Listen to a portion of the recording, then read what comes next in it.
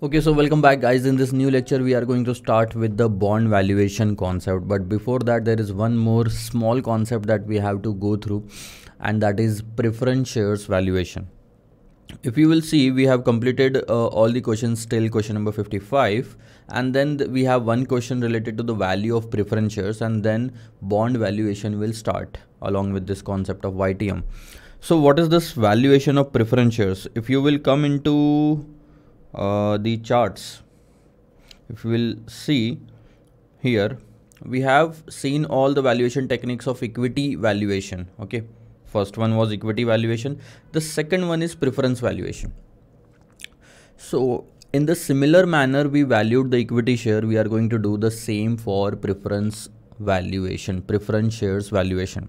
Understand one common concept: present value of future cash flows will be the price of the preference shares today. This was the same concept we applied in equity valuation. Same will be applied in the bond valuation as well. See, every time the concept remains same, the techniques and the parameters will change according to the instrument that we use. So coming over to the comparison with equity share and preference share, let me just clear a couple of things. In equity share, while calculating market price, we used to discount equity dividend. Am I right? The basic formula was this: dividend divided by cost of equity.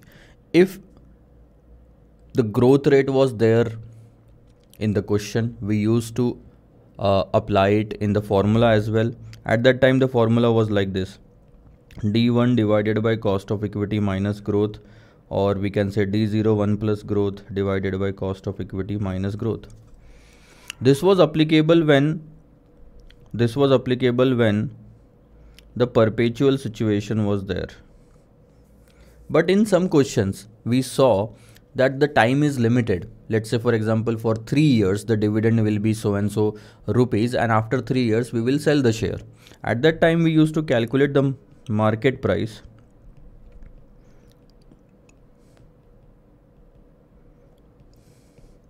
like this: market price is equal to cash flow, or we can say equity dividend for the first year, we used to call it as D1, into present value factor plus D2 into present value factor plus D3 into present value factor for third year plus MP3 into present value factor for third year, so and so for like any number of years you can do the calculations, 4, 5, 6, 7 and all. In the same way we are going to value the preference shares.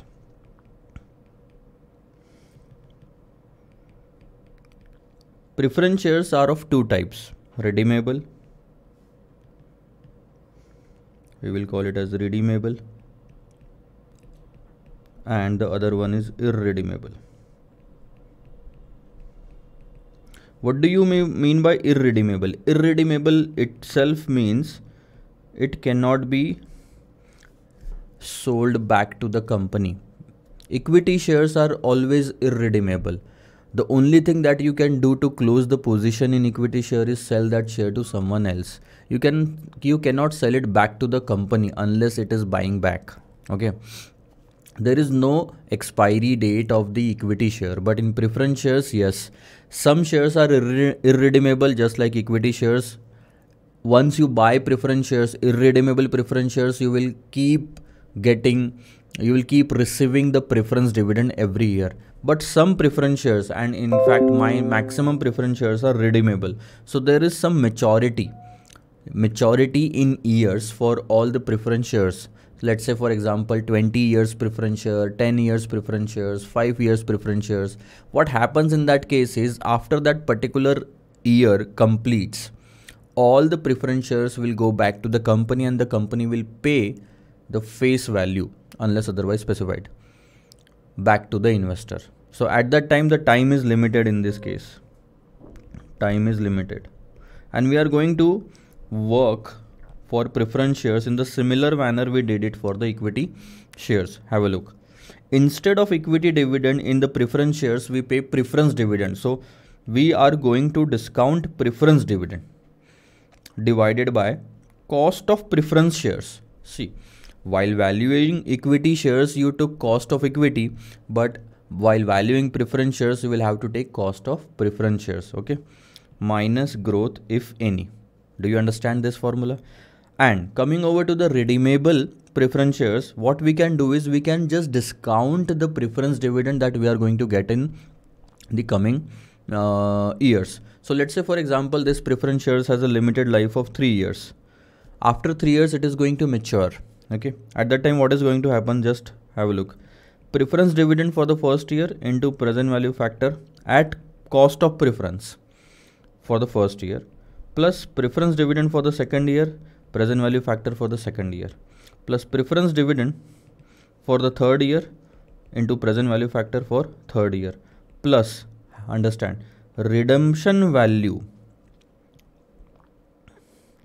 for the third year into present value factor for third year. Now what happens in equity shares is equity shares are never redeemable. So there is no redemption value in equity share.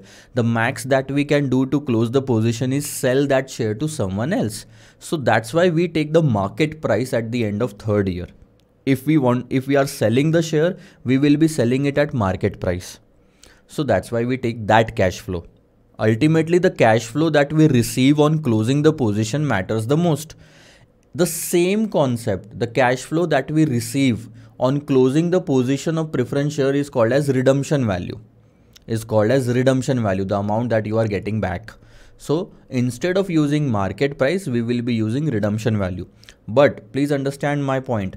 3 years is the life of the preference shares. You can sell that preference shares in the market if it is marketable at the market price. So you can close the position at 2.5 years also, 2 years also. So if you are closing the position at 2 years, you will take preference dividend for the first year, preference dividend for the second year, and then market price for the second year, because you are selling that preference shares in the market to someone else. So the cash flow that you are receiving on closing the position is not redemption value now. It is the market price. Okay. So if you are getting the money from company itself after the end of the maturity, it is called as redemption value. But if you are selling it before redemption, that will be called as market price. The concept will remain same. Whatever cash flow you are receiving, you are going to discount it. So you may receive market price at the end of the second year or redemption value at the end of the maturity. Okay. So this is basically the concept. Let's have a look on the question first. There is only one question in that. Okay. Just go through the charts. Preference shares valuation redeemable means time is limited. Dividend for the preference dividend for the first year discounted, second year discounted, so and so it will go on till nth year, and then the maturity value. What do we call the maturity value as? Maturity value can be market price or it can be redemption value. Acha. Okay, great.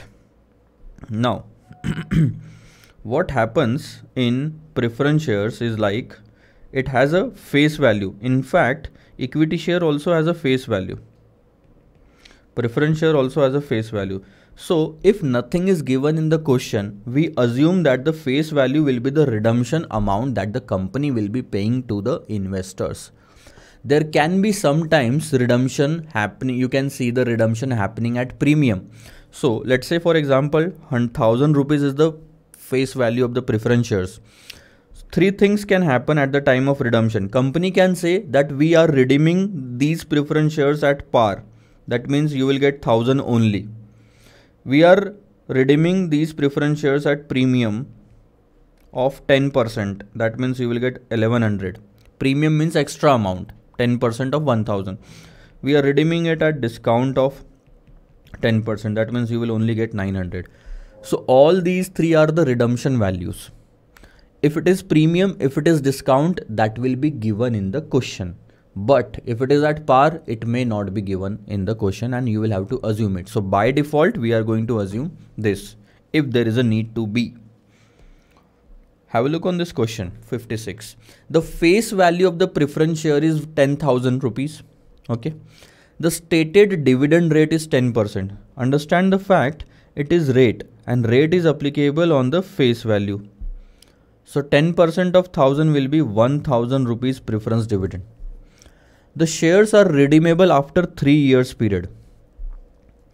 Calculate the value of preference shares. If the required rate of return is 12%, we will call it as cost of preference shares.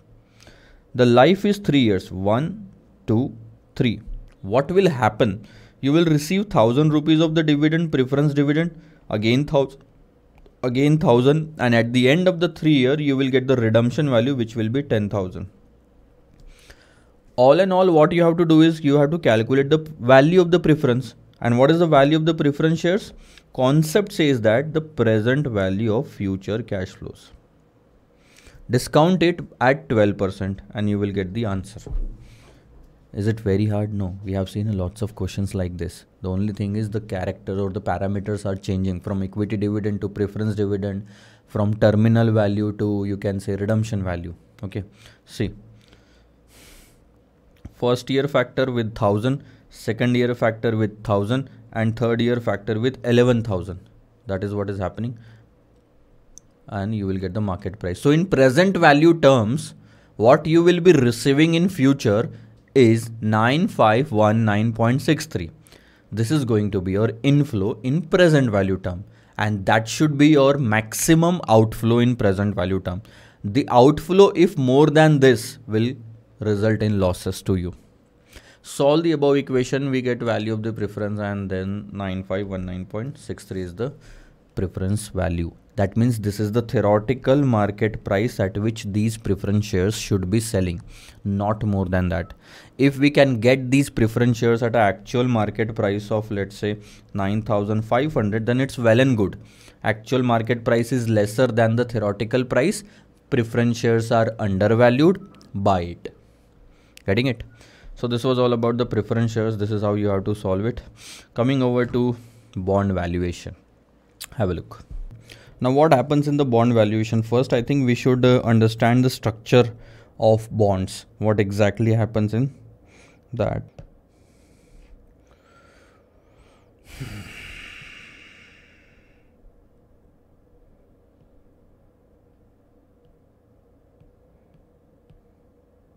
Bond valuation.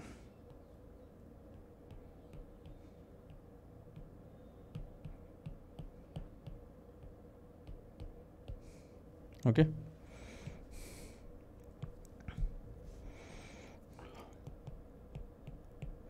Bond is a certificate that the company is issuing to the investors, who will be called as the bond holders. So that that says that you have paid so and so amount, and you will be paid back in terms of interest and redemption value over a period of the bond. So there are a few things which happens which are included in the structure of the bond. The first thing is the face value. Let's say a particular bond is a face value of 1000 rupees. Now why there is a bond in the market? Because this is an instrument just like equity share and the preference shares to raise money from the market. So company can issue bonds through which they can raise the money. So let's say, for example, one is the face value. Second thing is called as the coupon rate. The interest is paid on the bond. Understand the fact, if you buy equity share, you will get equity dividend.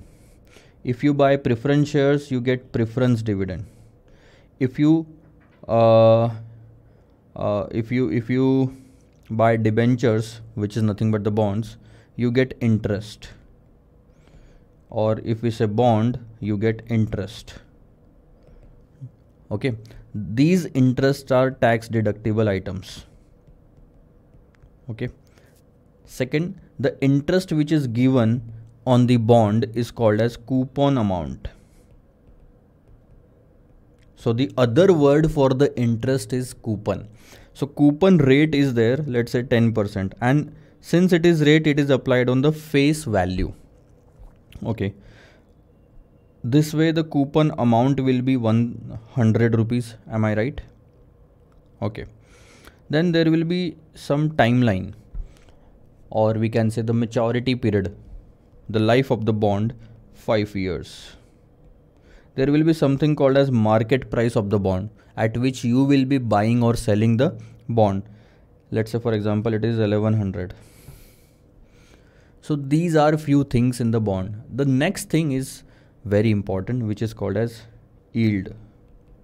Yield in other word means return, and return is calculated on your investment, on investors investment, and investment is made at the market price, and market price is 1100. Do you agree with this? So yield will be calculated on the market price. If you remember, I talked about dividend in the beginning of the chapter, and I told you that there are three things in the dividend: rate, yield, and payout ratio. Rate is applicable on face value, yield is applicable on market price, payout is applicable on EPS. Same thing is there in the bond. If it's a coupon rate, it will be applicable on the face value. If it's a yield, it will be applicable on the market price. So first we will take a simple example. Let's say for example there is a bond in the market and you have invested in that. So whatever you are going to invest, it will be at the market price, that is 1100. Okay. For the time being, assume that there is no life. No life means the life of this bond is perpetual, and it is not known to us in the question. At the end of the first year, the amount that you will receive is 100 rupees as an interest, because you have invested in the bond. And understand the fact that 10% is the coupon rate. Coupon rate always applies on the face value. Face value is 1000. So 10% of 1000 goes to 100 rupees. Okay. So if I want to calculate return, it will be like this. I will get the interest in the numerator. Return in other word is called as yield, or we will call it as current yield. Okay. CY, current yield, is equal to return in the numerator and investment in the denominator. Do you agree? Return in our question is interest, or we can say coupon amount, divided by investment is nothing but the market price, and coupon is calculated as face value into coupon rate divided by market price. Face value is equal to 1000, coupon rate 10%, market price 1100. Ultimately it's coming to 100 rupees. You are getting a return on an investment of 1100.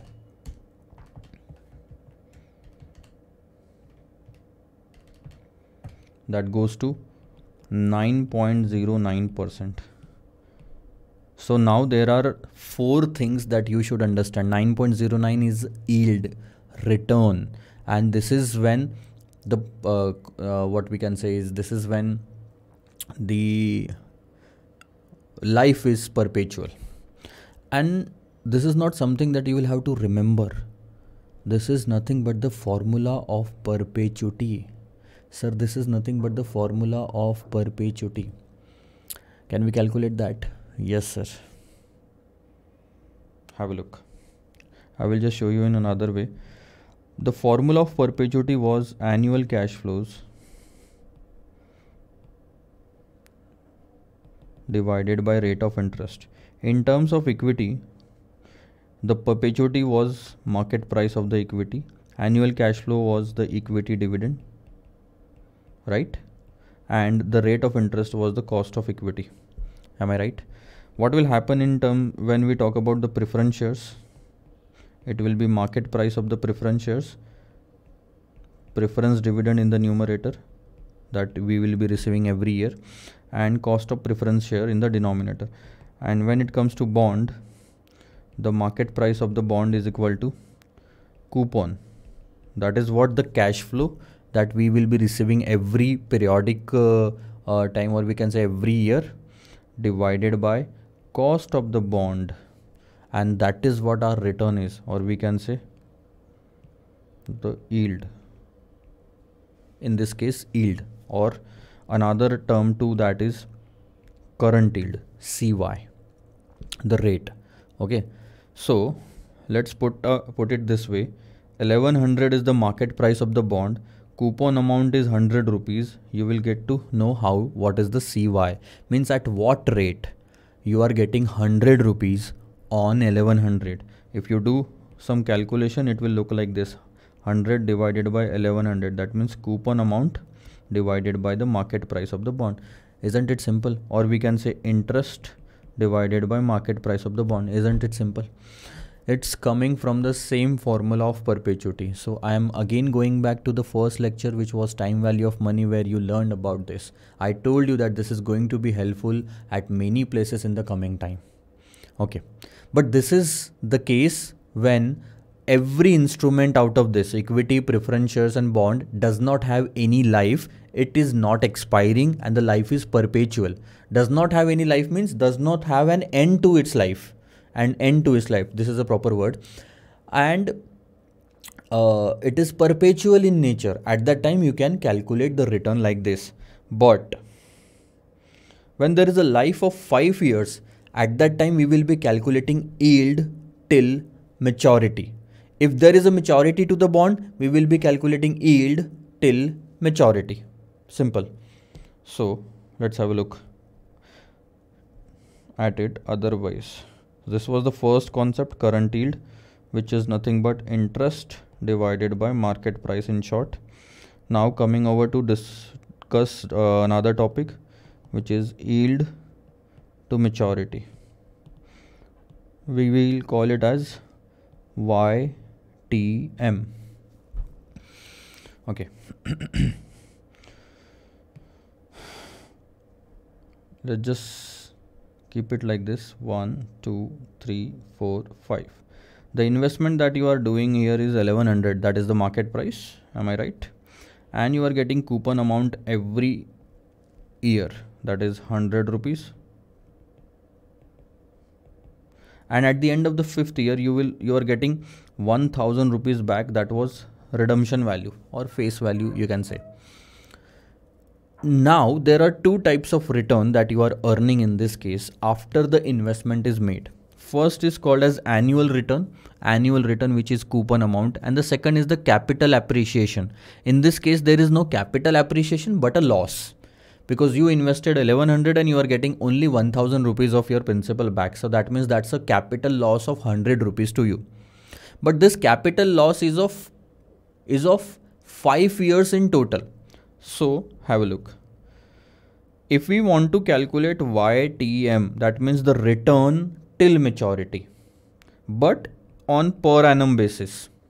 So we are going to take return in the numerator and investment in the denominator. Again the same logic, but in this case the return consists of two different types of return. First is called as the interest, and the second one is called as the capital appreciation, which is negative here. It means capital loss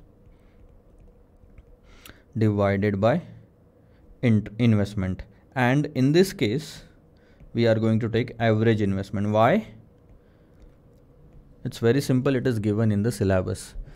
I am not personally satisfied with the average investment in the denominator, because you will see in a moment that how it has been calculated. They should have directly taken only 1100 in the denominator instead of average investment. But this is where some subjectivity comes into the picture, and now you have to think from the marks point of view, passing point of view in the exam. But practically you can keep it in your mind that average investment is not a good criteria nowadays. Okay, so interest means coupon amount plus. How do you calculate the capital appreciation? Capital appreciation means 1000 minus 1100. The amount that you are receiving minus the amount that you are paying. So it will be redemption value minus market price. Redemption value is the price that you are getting at the end of the bond period or 5 years, and this is the amount that you invested in the beginning. Okay, but understand the fact, this coupon amount of 100 is per year amount, and the capital appreciation of minus 100 in this case is for entire 5 years, and we have to calculate yield per annum. If we want to calculate the return on a per annum basis, the return in the numerator should also be taken in on per annum basis. Coupon is already there in the per annum basis. We just have to convert this capital loss of 5 years together on per annum basis. So what we are going to do, we are going to divide this capital loss by the number of years till maturity divided by. Now you can clearly see that the first part is interest, which is per annum by default, and the second part is capital loss, which we converted into per annum basis. Okay. Then average investment means redemption value plus market price divided by 2. What do they have to say is, this is an outflow, this is an inflow. So if 5 years is the period, we will consider outflow for 2.5 years, we will consider inflow for 2.5 years, and this way we are going to calculate the average investment. But I am not personally satisfied with it. Considering the subjectivity and Mark's point of view, just keep it in mind that this is going to be the formula. Okay. So this is going to be your YTM calculation. Have a look. 100 rupees of the coupon amount plus redemption value. Understand, redemption value is 1000 minus 1100 divided by 5. So this will give you per year capital loss, per year. 100 is already per year, and this will also be converted on per year basis. Again, 1000 plus 1100 divided by 5, divided by 2. We are just calculating the average. In this case, 100 minus 20 divided by 1050. Am I right?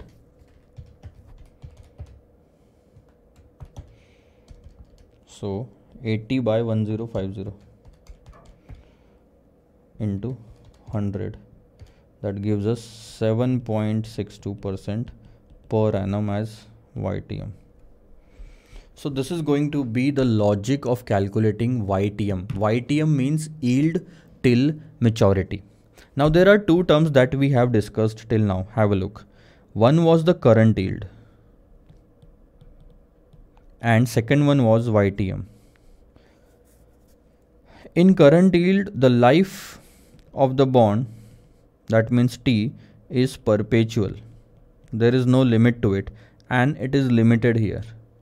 That's why we are saying yield till maturity. If there is a maturity, the life is limited. Okay. Second, the formula for current yield was simple. Interest divided by market price of the bond. And this formula is nothing but this same formula.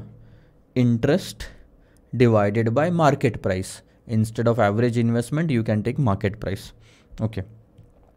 For YTM, since there is a maturity, there is a redemption value, and there is a capital appreciation or loss. So that has to be considered. So the first part is coupon amount. We say it as interest plus redemption value minus market price divided by N, the number of years till maturity, divided by average investment. Understand the logic of this. This says that this is your total capital appreciation, and you have to convert it into the number of period that has been completed. So if it is 5 years, put 5 years here. If it is 10, put 10 here. Okay. So this is going to be the formula. That's it. These are the two things that we have learned. Got it? Current yield, YTM. So let's go and have a look on some questions where we can find out the use of these two formulas, because without practice, I don't think so you will remember that. Question number 57 in front of us. Have a look. There is a 9% 5-year bond issue in the market. Whenever the coupon rate is given, it will be given as a percentage in front of the name of that bond. So 9% 5-year bond means this is going to be coupon rate. This is going to be the time after which it will mature.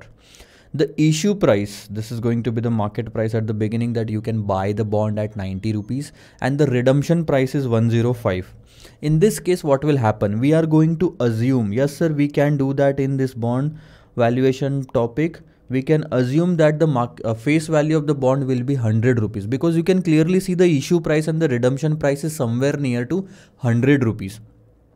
So we will assume that the face value is 100 rupees. Okay. For an investor with marginal income tax rate of 30%, understand the fact that someone who is earning interest every year, he will have to pay the tax, because that's an income to that person. And the capital gain tax rate is 10%, assuming no indexation. What is the post-tax yield to maturity? They are not just asking you to calculate YTM, they are asking you to calculate post-tax YTM. Okay, now let's write down the formula. YTM is equal to coupon plus prorated discount. What do you mean by the prorated discount? Basically, it is nothing but redemption value minus, or we can say capital appreciation.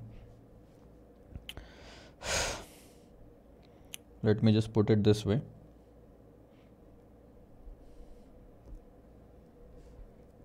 This is because that is first question number 57.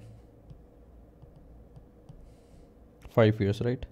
So let's do it. 1, 2, 3, 4 and 5. Am I right? So you will be paying 90 rupees here. After that you will start receiving some coupon, and that is 9%, and that is a rate. If nothing is given in front of the percentage, it is assumed to be a coupon rate. So that is applicable on face value. 9% on 100 will be 9 rupees, 9 rupees, 9 rupees, 9 rupees and 9 rupees. After 5 years, you will get the redemption value, which they said 105. I can say that they are redeeming at 5% premium. Face value is 100. But they have clearly stated the amount of redemption 105. That is nothing but the 5% premium. Okay, and if you will see here, you are getting 15 rupees as a capital gain. Am I right? 15 rupees as a capital gain. You invested 90 rupees and you are getting back 105 for that. Okay, this 9 rupees is your income. Yes sir.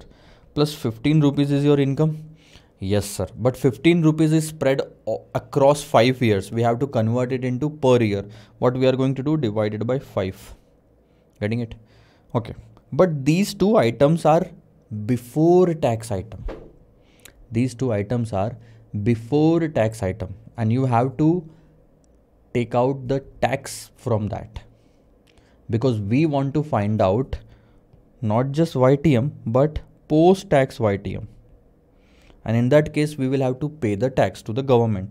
So understand what is going to happen here now. You will pay the tax every year from interest at 30%, and the balance 70% will be left. So what I am going to do, coupon rate 1 minus tax. That is post tax interest again. Now, this is interesting part. At the end of 5 years, you will be receiving 105. And this is your cash flow, and the tax that you will have to pay is the capital gain tax on 15 rupees. The tax of 10% will be applicable on 105 for 15. It will be applicable on 15 rupees. So 10% on 15 means 1.5 rupees. So at the end of 5 years, the amount that will be left in your hand will be 103.50. 103.50. Are you okay with this thing? Okay. Now let's go ahead and find out the capital appreciation per year. How much is the capital appreciation per year? It's very simple, sir. See, your capital gain was 15. You paid the tax of 1.5. The balance is 13.5 rupees divided by 5 years. We can write it like this: 103.5 minus 90 divided by 5. Redemption value, the net redemption, this is redemption value, this is tax on capital gain. We can say this is net redemption value. So net redemption value minus market price divided by number of year, and average investment is 103.5 plus 90 divided by 2. Am I right? We should not take 105 here because we are not keeping that much of the amount with us. We have to pay back 1.5 as the capital gain tax. So what is the formula for this? Coupon rate 1 minus tax plus redemption value minus market price or issue price divided by time divided by redemption value plus market price divided by 2, or average of the investment. Am I right? Can we solve this and get the post tax YTM? It's very easy now. Have a look. 9 minus 1 minus tax. 9 into 1 minus tax is 6.3. 13.5 divided by 5, and 103.5 plus 90 divided by 2 is the average investment. Our per annum post tax yield is 9.30%. Understand, this is our return. per annum return, and that to post tax. This is after paying taxes, not before, after paying taxes.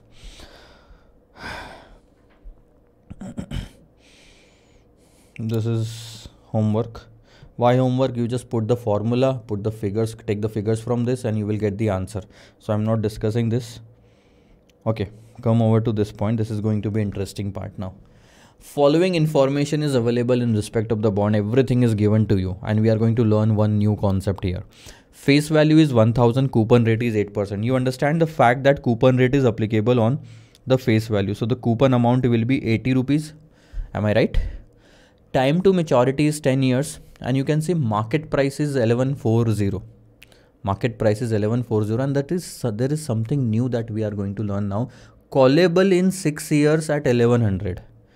Please mark this and write down something about it in the compiler itself, so that you don't have to look anywhere else while revising.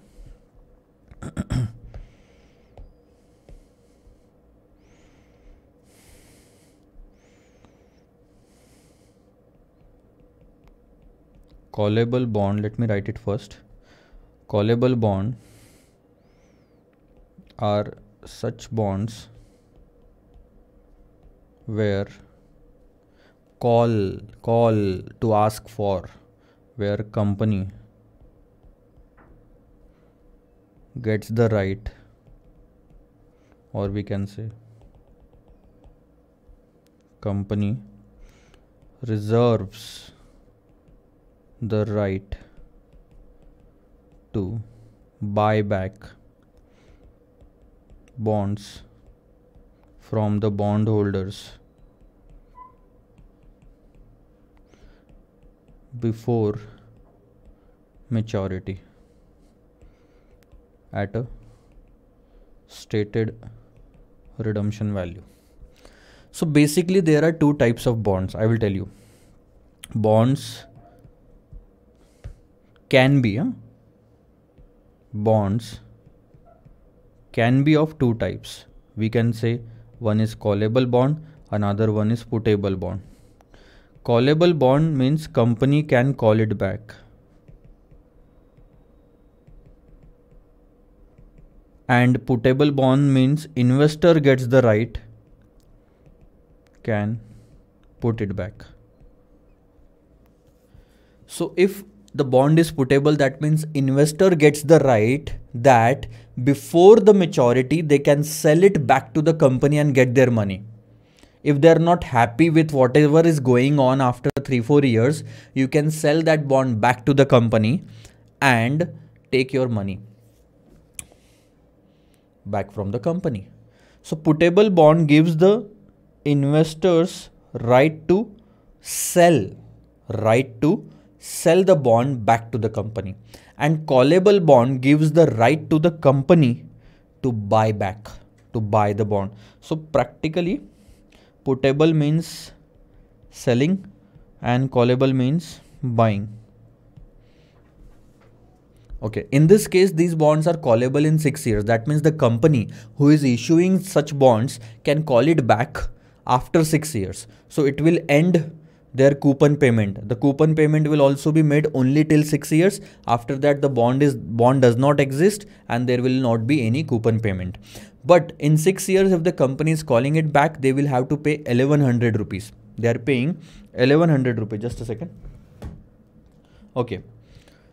But if they keep it till maturity, it will be redeemed at par, which will be face value.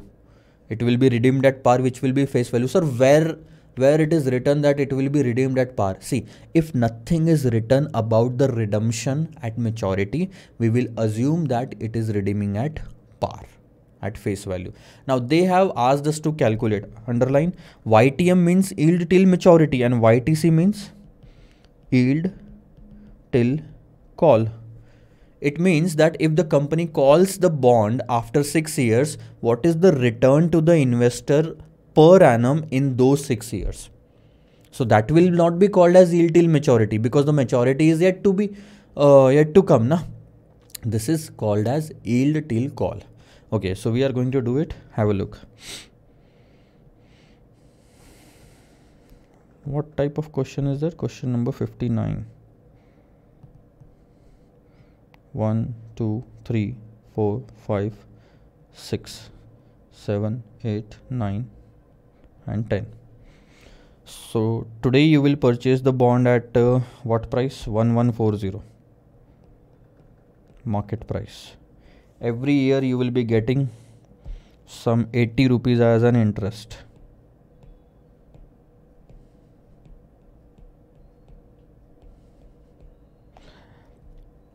And at maturity after 10 years, the bond will be redeemed at par. This is going to be the redemption value. But if the company calls back the bond after 6 years, the bond will be redeemed at 1100. That becomes the redemption value in case of call. Understand? If you calculate the return per annum from this period to this period, it will be called as YTM. But if you calculate the return of the bond from this period till this period, it will be called as YTC. And it is logical, right? The formula for both will remain same. The only thing that will change is the number of year, 6 and 10, and the redemption value, 1100 and 1000. So let's do the calculation. YTM, what is the formula? Coupon amount plus redemption value minus market price divided by number of years till maturity. We are calculating YTM, number of years till maturity, divided by average. So coupon amount is 80, redemption value 1000 minus 1140 divided by 10 years are still there to complete the maturity. Average is 1000 plus 1140 divided by 2. So it will look like this: 80 minus, because there is a capital loss of 140 rupees, divided by 10 means every year we are losing 14 rupees in capital, divided by 1070. This is our final answer.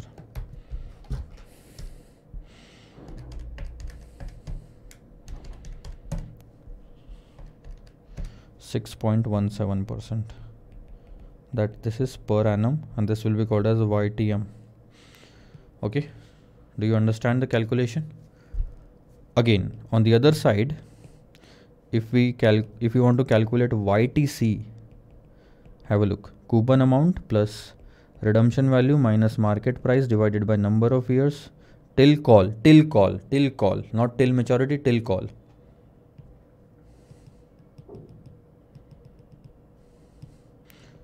Redemption value minus market price divided by number of years till call divided by redemption value plus market price divided by 2 means average investment in the denominator. Okay, so 80 rupees plus redemption value in this case is 1100, 100 rupees extra. Market price was 1140 divided by 6 years only till call, divided by 1100 plus 1140 divided by 2. So per annum interest is 80 and per annum capital appreciation is 40 by 6 minus 6.67 divided by 1120 average. So this is going to be your final answer.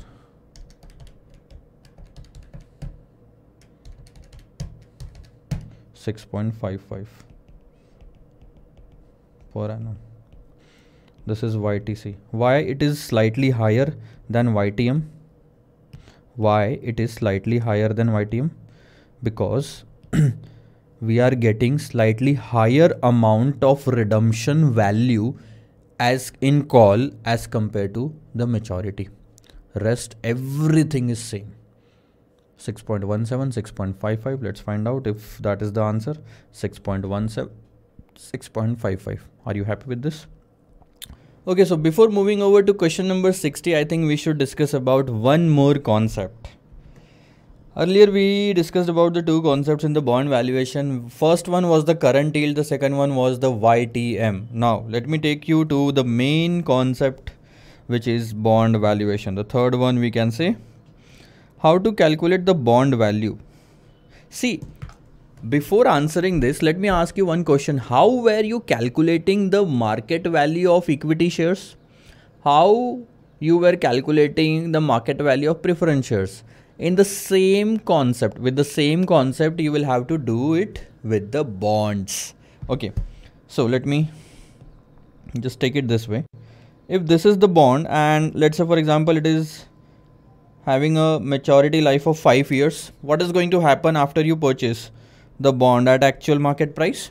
You will be receiving the interest.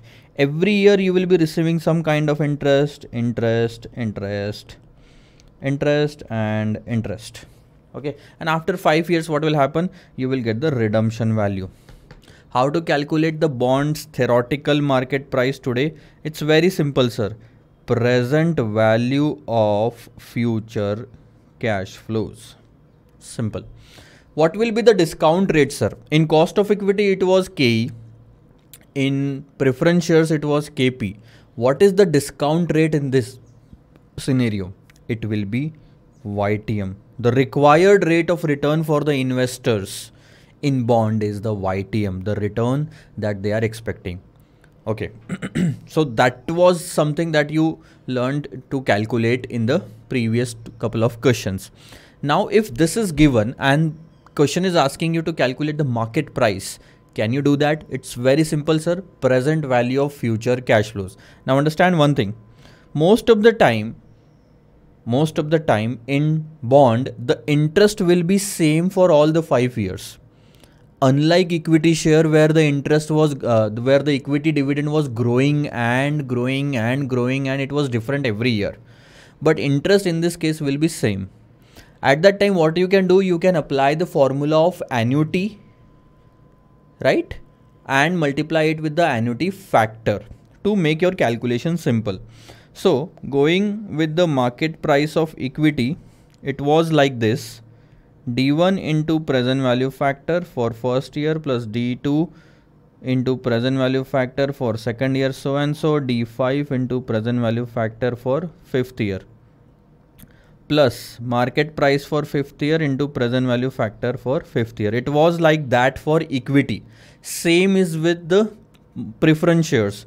In bond, however, market price of the bond, you can reduce all these calculations by writing only once interest into present value annuity factor.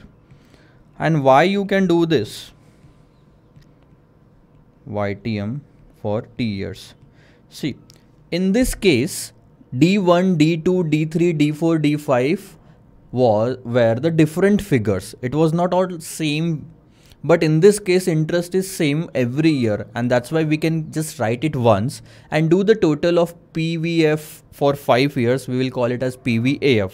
So this is going to be one part, and the last part, instead of market price, we are going to get redemption value at 5th year, and we are going to discount it at YTM for 5th year. So understanding the fact, market price of the bond can be calculated with this formula. Also, I will just tell you, this is one formula, and the second formula was of YTM. Let me write it. Coupon plus redemption value minus market price divided by N divided by redemption value plus market price divided by 2. Now understand one fact. These are the two formulas. If you want to calculate market price, you can do so with both the formulas. This considers time value of money because this considers discounting.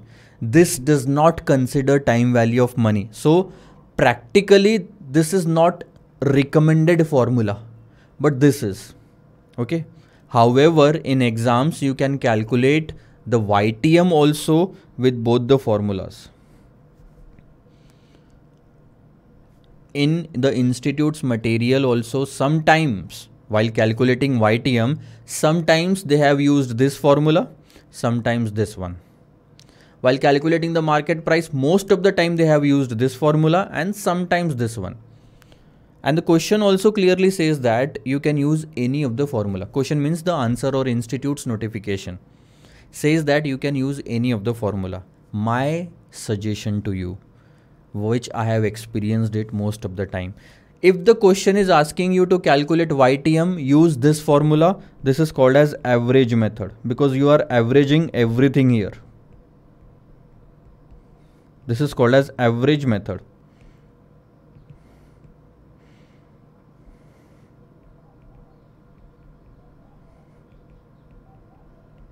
And if the question asks you to calculate market price of the bond, then use this formula instead of this. I am not saying that you cannot calculate the market price by putting figures in this formula. You can do so if you want to.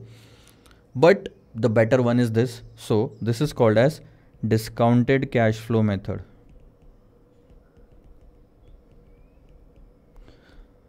There is no rule as such. So you may find some variations to what I have recommended. But if the market price has been asked to calculate, use this formula. That means present value of future cash flows. If YTM is being asked, use this formula. Okay. But in a particular question, whatever formula you use it for both the things. If let's say, for example, if a particular question is asking you to calculate both, then use only one formula. And I will suggest this one. However, market price, calculation of the market price using this formula is very easy, but calculation of YTM using this formula is difficult. Is difficult means you will have to do trial and error method and then interpolation to calculate YTM. This is nothing but calculating IRR. Do you understand one question of IRR that we took, I think couple of lectures back? You will have to do entire procedure. See, you can keep the market price here, the given in the question, interest here, and the redemption value here. Then you will have to assume the YTM and try to find out the answer. Then again reduce or increase that YTM, try to find out another answer. Then you will realize that both the answers are not matching, so both the YTMs will not match. Somewhere between those YTMs your final answer will be. Then you will be doing the interpolation. So all this process is involved if you calculate YTM using this method. Okay. But if the market price has to be calculated, it is going to be very easy. Okay. Ultimately, market price of equity, market price of preference shares, or market price of bond. We can say theoretical price of all these three instruments or fair value of all these three instruments means the same thing. Present value of future cash flows. Come over to this question now. Question number 60. Have a look. An investor is considering the purchase of following bonds. The face value is 100, coupon rate is 11%, maturity is 3 years. It is given that this is coupon rate, so this will be applicable on face value. Am I right? Coupon amount will be 11 rupees. Cool. If he wants an yield of 13%, this is YTM. What is the maximum price, theoretical market price or fair value, he should be ready to pay for? Any investor will pay the maximum that he will be receiving from investment. Nobody prefers to pay more than what he is receiving. So present value of cash inflows, future cash inflows will become the maximum price. Okay, how to calculate it? It is just like this formula. Maximum price is equal to interest into present value annuity factor plus redemption value into present value factor. Because we know that interest is being repeated every year for 3 years, what we can do, simply put once the interest amount and then do the total of all the 3 years present value factor at 13%. How to do that on the calculator? 1 divided by 1.13 equals to m plus equals to m plus equals to m plus, and then press MRC. You will get the 3 years total present value factor. That will be 2.361. So this much of the amount is the present value of interest, and then you will be receiving 100 rupees at the end of 3rd year. So 100 rupees of the redemption value and the 3rd year's present value factor. Interest's present value, principal's present value. This is going to be the market price of the bond. Okay. Next, if the bond is selling at 97.60, this is the theoretical price. The second part says that we are giving you the market price. You tell us what is going to be the yield. Now you can understand that while calculating YTM, yield means the YTM. In this part they have used the same formula. But what is surprising is that They knew what is the answer, and that's why they directly took 12%, 12% on, we can say, trial and error method. And once they took 12%, the answer was exactly 97.62, which they wanted. Now my question to you is, as a student, how you will be able to know that we have to take 12%? We have to do the justice, na? We have to assume some rate. Obviously it was 13% in the previous part. At 13%, if you say, the market price is 95.27. Am I right?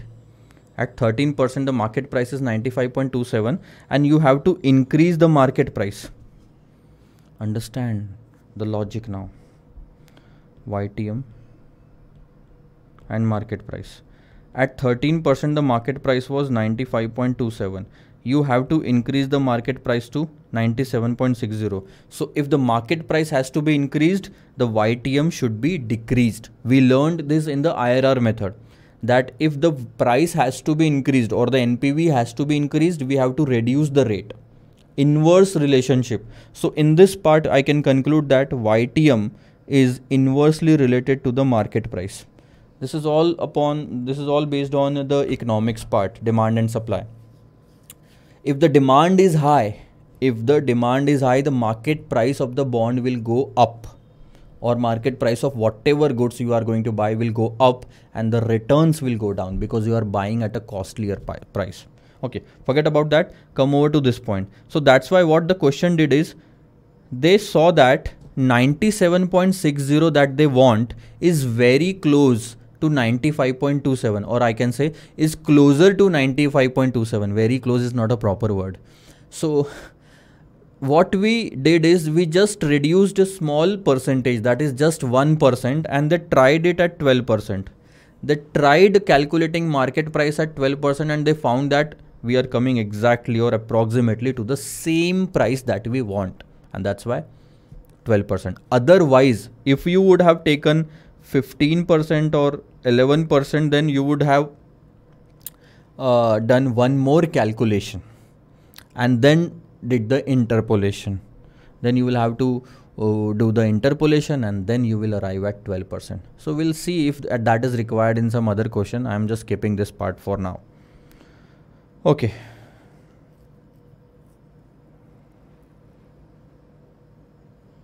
I'm keeping this part for your homework. This is very easy, just the repetition of work, and as a student you need to practice.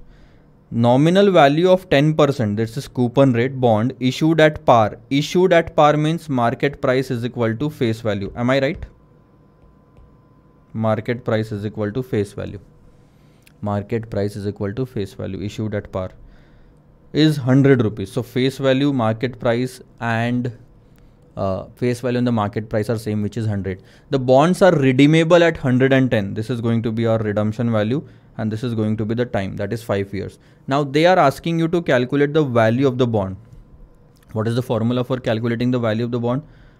Present value of future cash flows. Interest into present value annuity factor plus redemption value into present value factor. Interest is fixed at 10 rupees, 10% of 100.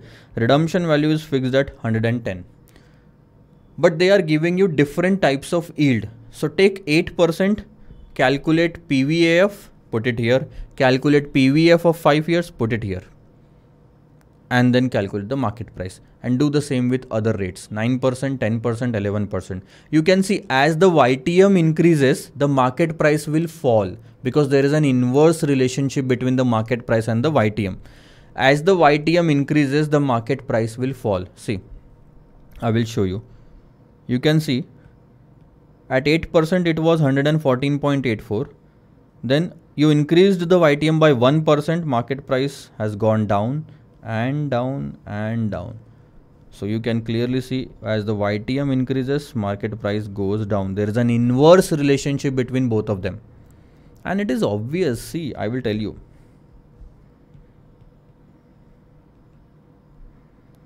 You buy a product at 90 rupees and sell it at 100. The return is 10 divided by 90. Okay. It's 11.11%. This is your market price. This is your YTM.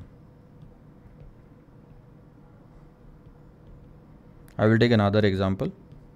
You buy the same product at 80 rupees and sell it at 100. Now the return is 20 by 80.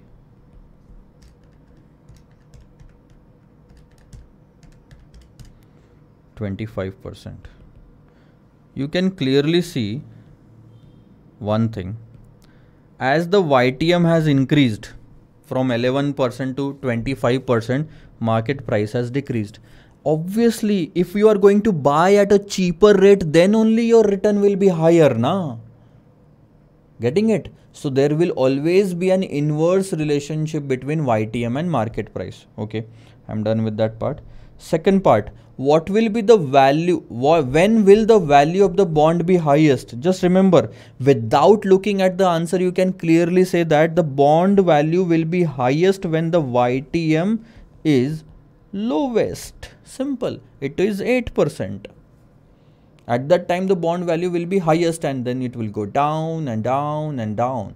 Logic. If you know the logic without looking at the answer, you can just, without looking at the solution, you can answer this part. When will the value of the bond be highest? When the YTM is lowest because of the inverse relationship. Okay. Just come down to the next question. Question number 62. You are going to take it as homework again. Same thing. 63 is going to be an interesting one. Have a look. On 31st March 2013, the following information about bonds is available. Following information about bonds is available. Okay. Name of the security. Zero coupon bond. A bond, a type of the bond which pays no interest throughout the life, but it pays a high amount at the redemption. So imagine it like this. You buy the bond at 90 rupees and you get 1,000 rupees back at maturity. Meanwhile, you will not get any interest. This is called as zero coupon bond. After that, this is treasury bill issued by the government. 10.71% Government of India 2023. It means 10.71% is the coupon rate. This is the maturity. This is how the bonds, some bonds are presented. This is 10% Government of India 2018 bond. Right now 2013 is going on. So I can clearly say that this is 10 years bond and this is 5 years bond. The life of the bond, the maturity of the bond is 10 years in this case and 5 years in this case. Okay. Okay. The maturity is given to you. Now, second thing is maturity in this case also 10 years and maturity in this case is just few months. You can see March 2013 has been over and this treasury bill is maturing at 20th June 2013. So April's 30 days, May's 31 days and June's 20 days. I can say that it is going to be 30, 31, 61 and 20, 81 days bond. Okay. In the second column, face value is given to you. Maturity date in the third column. Coupon rate, no coupon rate in the first two, and then these are the coupon rates in the second two bonds, last two bonds. Coupon dates, if there is no coupon rate, no coupon date, no coupon rate, no coupon date. Coupon rate, coupon date, coupon rate, coupon date. But you feel, if you will just pay we can say closer look to the last coupon date, you will see there are two coupons. This bond is paying coupon amount twice. First in the 31st March and the second one in the 31st October. Practically speaking, it should have been September. I don't know why they have given. In the solution, they have considered this bond as a semi-annual coupon paying bond. So the coupon is being paid every 6 months. If we calculate 6 months from this point, it comes to September end, not October end, but let it be a printing mistake or something will be there. Let's go ahead. Calculate. There are 4 different bonds, 4 different questions for each bond. So at a time, focus on one bond. Right now, we will talk only about zero coupon bond. If 10 years yield is 7.5% per annum, they have given you the current yield, not the current yield, sorry, YTM. YTM is given to you. What price the zero coupon bond would fetch on 2013. March 2013 means today's market price. And it's very simple. What should be the price today if you want zero coupon bond to yield 7.5% per annum in the next 10 years? The redemption value is 10,000. Redemption that you will be getting after 10 years is 10,000 rupees, and that should be 7.5%. Have a look. 63.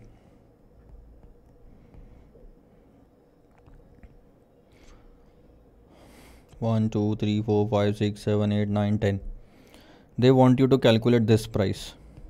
YTM 7.5% and redemption value 10,000 simply.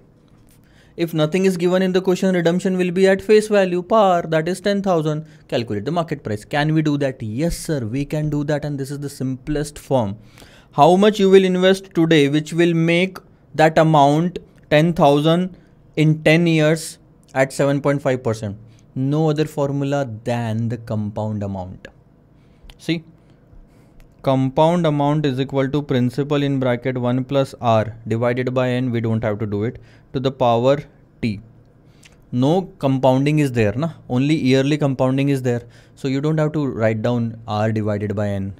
Compound amount means the future value, which is nothing but 10,000. You want to calculate the principal, means the market price today. 1.075 is the yield, to the power 10. Am I right? What else is there? This market price will become 10,000 in 10 years at 7.5% per annum compounded annually. No interest is being paid in meanwhile. So market price will be this much. 1.075 into 2, 3, 4, 5, 6, 7, 8, 9, 10. 10,000 divided by 2.0610. 4852. That means this bond should cost you around 4,852 today. At 7.5% per annum for the next 10 years, it will become 10,000. It's very easy. No interest is there. This was the first part. Okay, come over to the second part. Second part is also very easy. This is March ending, April ending, May ending, and this is June 20. We are going to buy the bond at this price. Redemption will be at this date. Okay. Interest will be paid to you. There is no interest in this question, right? So forget about it. Okay. Now come down to this. The treasury bill is 1 lakh. What will be the annualized yield? Now they are asking you to find out the return. If the bond is, if this treasury bill is traded at 98,500, traded means right now you can buy this bill at 98,500. The redemption will be at par, means a 1 lakh. So in 30, 31 and 20, that means in 81 days, your 98,500 is becoming 1 lakh. Find out the YTM. YTM is always calculated on per annum basis. How you will do it, just tell me. And it's very simple.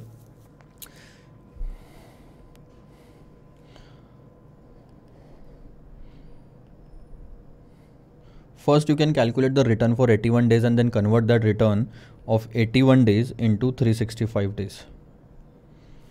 You will get the answer. Otherwise, you will have to write down like this also.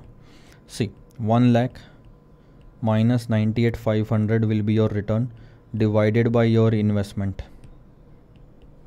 Okay. And this is all for 81 days. Am I right?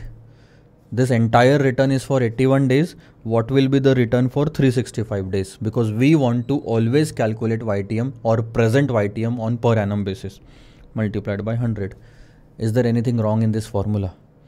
And the formula is nothing new to learn or to remember. It's very simple. Sir, yield means the return. Return in the numerator, investment in the denominator. This entire return is for 81 days. We have converted it into 365 days. That's it.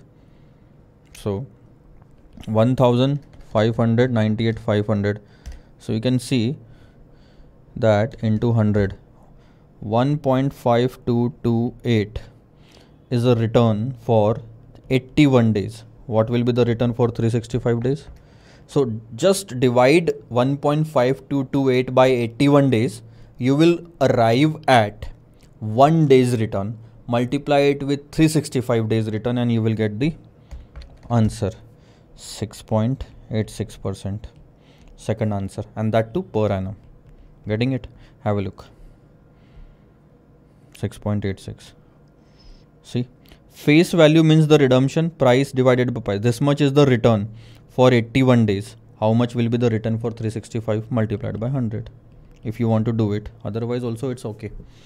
Alternatively, it is said that you can compute the return on a 360-day basis. So some people take 360 days, someone takes 365 days. It's all the day count convention. This is called as day count convention. Answer is very simple. First two parts were very simple because there was no interest included in that. But now comes the third part, and that is also simple. Don't worry about it. If 10.71% Government of India 2023 bond having a yield to maturity of 8%, what price it would fetch on April 1, 2013 after coupon payment of 31st March?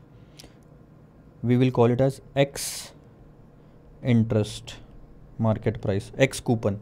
And in fact, understand the fact, there was no need for confusing the students in this case. They are just confusing you. Almost all the time when we calculate the market price, we calculate it after paying the previous year's dividend. They are also saying the same thing, that after paying the coupon of 31st March means previous year's interest. And obviously, even if it would not have been given in this question, we would have calculated the same thing. So it is just given for the purpose of confusing. Those who knows the formula only and not the concept will get confused here and will start applying brain and waste their time. This was the question asked in May 15 for 8 marks. It is just for wasting the time. Okay, so keeping it simple, third part. They are asking you to calculate the market price. So what you need to do is discount all the interest at 8%, discount the redemption value at 8%. That's it. Done for 10 years. 10.71 will be the interest every year. Multiply this 10 rupees 71 paisa with annuity factor of 10 years at 8%. Have a look. 10.71 into annuity factor and redemption value into annuity factor. What's difficult in this? Present value of future cash flow. This shows the present value of interest and this shows the present value of redemption value, and the total price that would be there for the bond is this 118.18. Okay, the last one. If 10% Government of India 2018 bond having a yield to maturity of 8%, what price it would fetch? You can clearly see this question and this question is same. Instead of 10.71%, they are giving you the coupon of 10%. So instead of 10 rupees 71 paisa, every year that you will receive is 10% on the face value of 100, that is 10 rupees. But what is the major change here? The change is the coupon payment date. It is paid semi-annually. So coupon will not be 10% on 100. The coupon amount will not be 10 rupees. It will be 5 rupees. It is paid semi-annually. So if we are dividing or distributing this coupon in a semi-annual period, we should also distribute the YTM or cut down the YTM for a semi-annual period. So have a look on this. 1, 2, 3, 4, and these are 5 years. But the question is saying that the interest is being paid semi-annually. Okay. 10% is the coupon rate from this point to this point. So can I say it will be 5% for every semi-annual period, and 8% is the YTM from this period to this period. So how much will be the YTM for half year? It will be 4%. Am I right? So the discounting rate will be 4%. Now tell me one thing. This is one period. How many periods of 6 months are there in 5 years? How many periods of 6 months are there in 5 years? 10. Very simple. 1, 2, 3, 4, 5, 6, 7, 8, 9, 10. Half yearly periods are double in 5 years. So the equation will just change. The market price will be, have a look, interest into present value annuity factor at 4% for 10 periods. 4% means semi-annually for 10 periods, plus redemption value into present value factor only at 4% for 10th period. Understand the difference. This is annuity and this is the normal rate. You will write down 4 here and then calculate the annuity factor with 4%. See. Sorry, this is 5. Interest amount is 5, na? Coupon rate. 5 rupees into annuity factor at 4% for 10 periods in 5 years. Although the maturity is for 5 years, but half yearly periods are 10 in that 5 years. And this is 100, 4% for 10. That's the only thing. If you will say that if you will take 8% here, then the answer will be same. No, sir, the answer will not be same. Okay.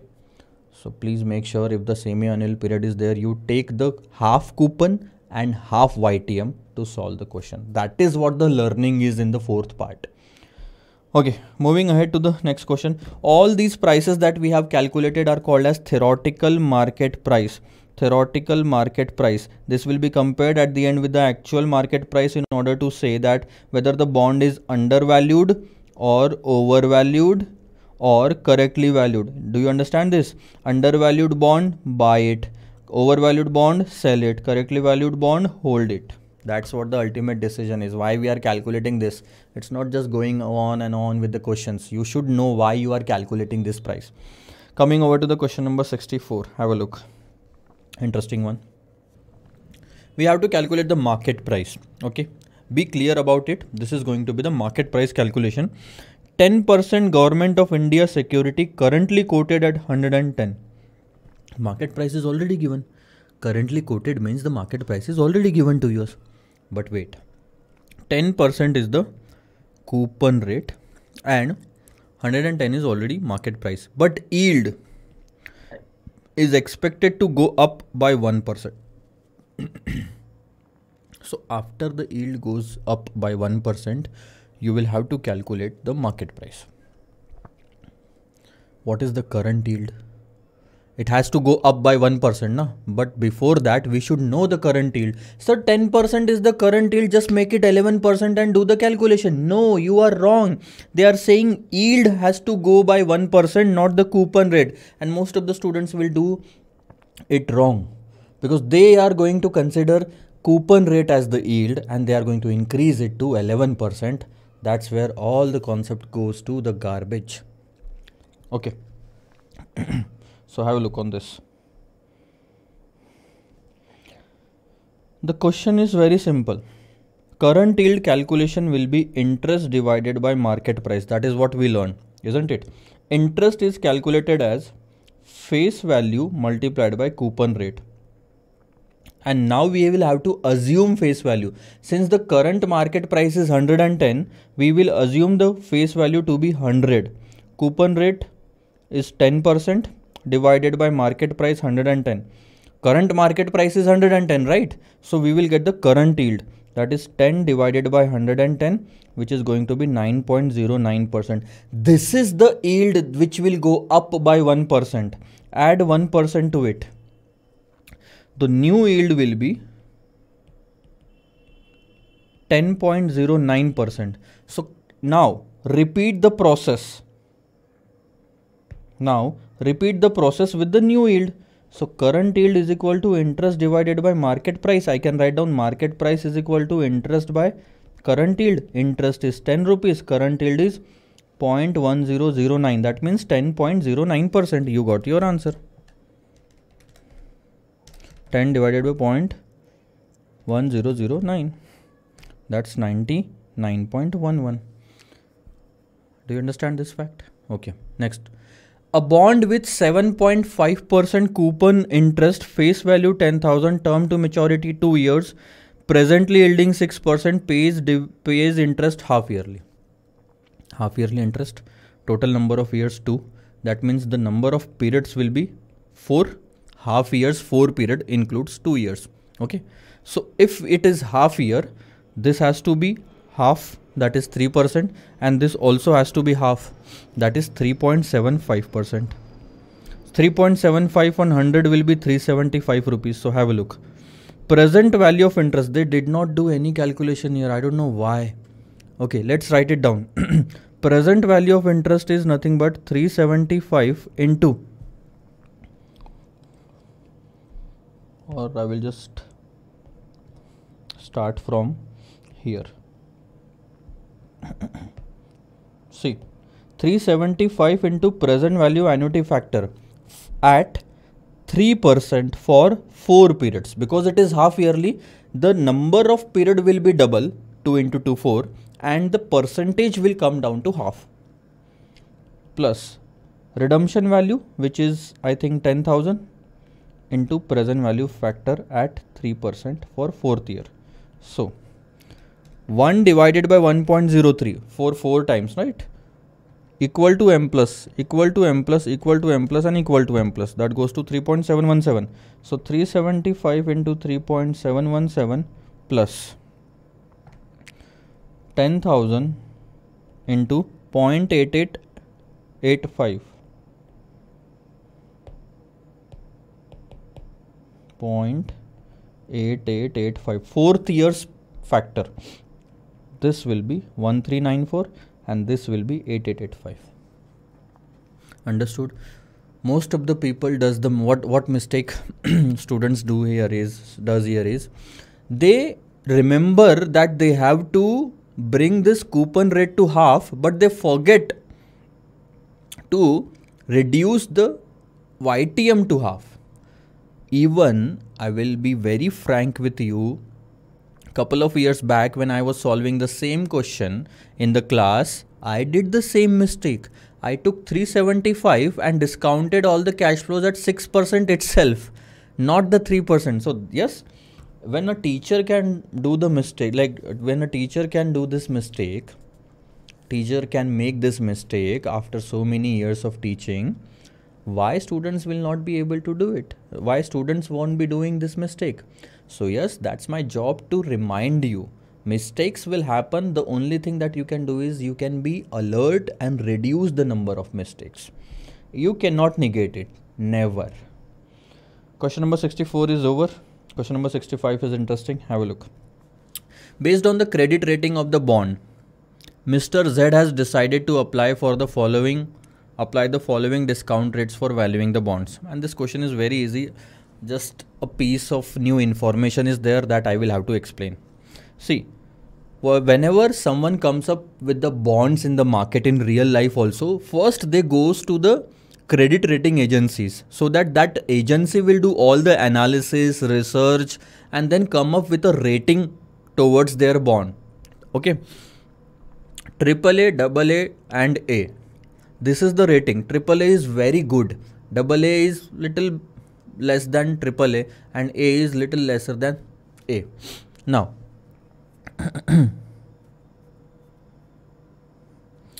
so question is saying that if your bond gets AAA rating, then your bond's discount rate will be whatever the rate of 364-day treasury bill plus 3%. If your bond gets AA rating, then the rating of AAA plus 2%. It means 364-day T-bill rating plus 3% plus 2%. Am I right? So this entire thing plus 2%. And if your bond gets A rating only, then this entire thing plus 3% will be the spread. So discount rate has to be calculated with this method. Okay. Next, he is considering to invest in AA rated bond. AA rated bond with a face value of 1000, currently selling at 1025. This is actual market price. Actual market price 1025.86. The bond has 5 years to maturity and the coupon rate is 15% per annum. Coupon rate is 15%. That means this will be applicable on the face value. 150 will be the interest every year. Am I right? Payable annually, means not semi-annually, annually. The next interest payment is due 1 year from today. Irrelevant information. And the bond is redeemable at par. Very important information. At par means redemption value will be 1000. Face value. Assume the 364-day treasury bill rate to be 9%. Now go back to the previous page. They said that treasury bill rate to be 9%. So if we put this figure, I will just remove everything. If we put this figure of 9% in here, then this will become 9 plus 3, 12%. This will become 12 plus 2, 14%. And this will become 12 plus 3, 15%. Our bond is AA rated bond. That means our discount rate applicable to us is 14%. That will become YTM. Do you understand the fact that there are two rates in the bond, coupon rate and YTM? And till now you have been discounting all the cash flows at YTM, and in future also you are going to do the same thing. Never ever discount any cash flows on the coupon rate. That is not a discounting rate. Required rate of return is a discounting rate, my friend. Okay. You are required to calculate the intrinsic value of the bond. That means present value of future cash flows. Mr. Z should, or for Mr. Z, and then should he invest in the bond? See, sir, he will invest in the bond only if the actual market price will be, if the actual market price comes to lesser than the intrinsic value that we are going to calculate. After that, we have also been asked to calculate current yield, which is nothing but interest divided by market price. Imagine a bond without any maturity. So interest divided by market price will be current yield. Do you remember one thing? This formula is nothing but the formula of perpetuity is equal to annual cash flow divided by rate of interest. This rate of interest is nothing but coupon current yield. Then comes the YTM. You can calculate the YTM by two methods, discounted cash flow method and average method. I am going to do it with average method, that is easier for me. Okay. So discount rate is 14%. Let's do the, instead of this entire table, I will suggest you don't go with the table unless and until the cash flows every year are different. In this case, the cash flow 150 is common for all the 5 years. Why you have to prepare a table and do all this calculation? You can do it on the calculator and very fast you can solve this question and save time in exam and gain more marks, my friend. Okay. Market price is equal to, write down the formula, interest into present value annuity factor at 14%, right? Plus redemption value into present value factor. Interest 150, annuity factor, the total of all this. I will just do it on the calculator. 1, 2, 3, 4, 5. 3.433 plus redemption value 1000 into 0.519 was the 5th year factor. 514.95 plus 519, 1033.95, rounding off difference. This is your intrinsic value. Let me write down actual market price, 1025.86. Can I say that actual market price is lesser than intrinsic value? Yes, the bond is undervalued. You should buy it. Story is over. Buy the bond. Okay. Now, next thing. There are 4 parts of this question. First, calculate intrinsic value. Done. Should he invest in the bond? Yes, done. Then current yield. Current yield is nothing but interest divided by market price. Interest is 150. Take the market price, actual market price here, which is given in the question. Don't make the mistake of putting theoretical market price. Don't do that, my friend. 1025.86. 14.62%. You can also calculate the YTM with the usual average method. They have done it with the discounted cash flow method. They took 15% first, Their answer was 999.80. And they had to reach at 1025.86 because that was the market price. That means they have to increase the market price. They want to increase the market price. If you want to increase the market price, the discount rate has to be lowered. 15, then 14. Next rate was this. At 14%, you found that the market price is 1033.80. It is given itself in here. Then you did the interpolation. Interpolation between 14 and 15%. And that was the answer. Otherwise also you can calculate it with the interpolation. Okay, with average method. I will just show you how the interpolation works. At 14% your price was 1033.80 and at 15% your price was 999.80. It's almost 1000 rupees. I will tell you one thing. I will tell you a secret. But let me just finish this question. I will take 1000 here. We had to reach at 1025.86. Now the difference between 14 and 15 is 1%. It means that when we increased 1%, the market price went down by 33.80 rupees. But instead we had to go down only by 1033.80 minus 1025.86. Only by 7 rupees 94 paisa. So let's start from 14%. 1% increment in the rate brings down the market price by 33.80 rupees. So how many percentage increment will bring down the market price only by 7.94? Do the calculation. It goes to 14.24 or 23% in my case, right? It's the same.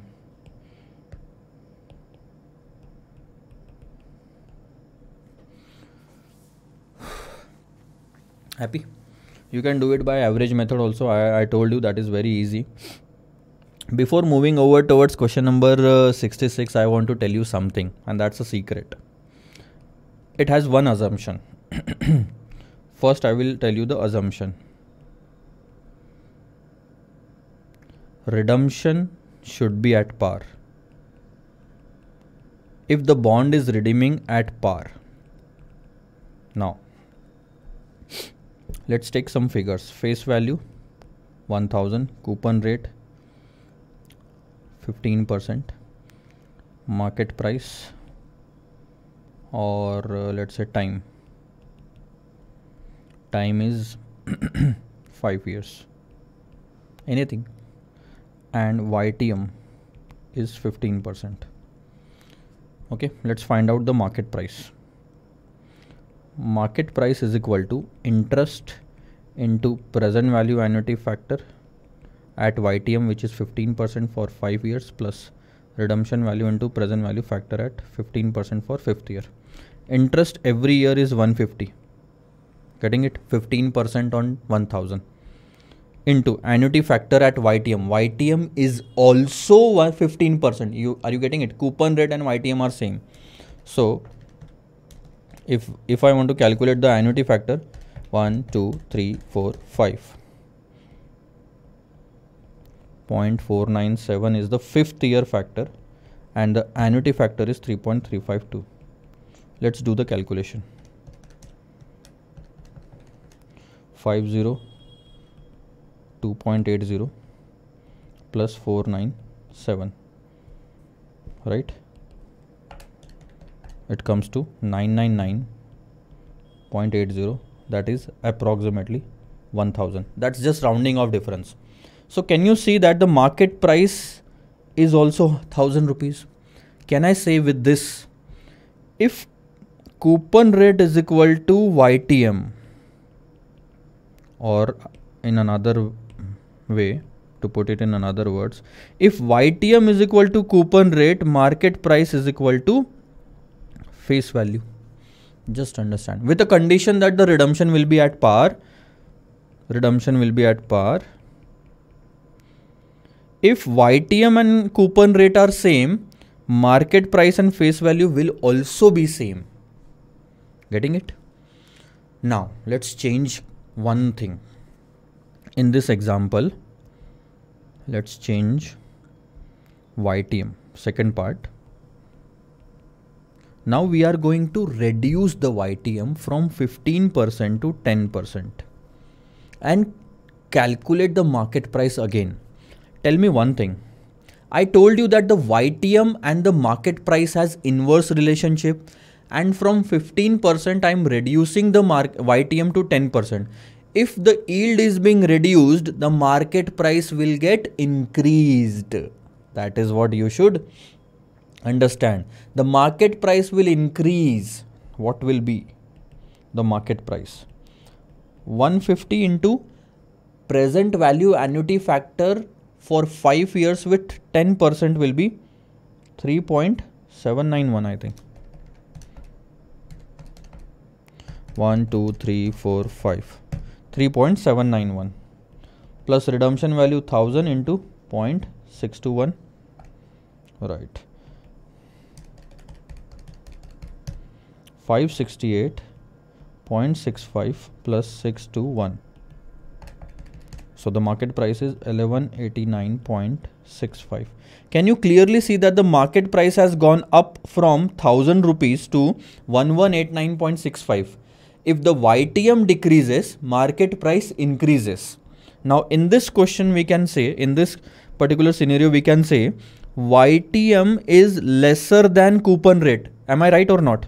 YTM is 10%, coupon rate is 15%. And market price is greater than face value 1189.65 and 1000 because of the inverse relationship. If YTM is lesser, market price will be higher than the face value. Reverse is also true. I am not solving it now. If YTM is greater than coupon rate, market price will be lower than face value if redemption is at par. And the third thing is, if YTM is equal to coupon rate, market price will be equal to face value. So these are the 3 rules that you will have to remember forever. You should write it down somewhere, at least. I don't know where you are going to do it, but write it down because this is going to help you. Let me just check if we have this in the formula book.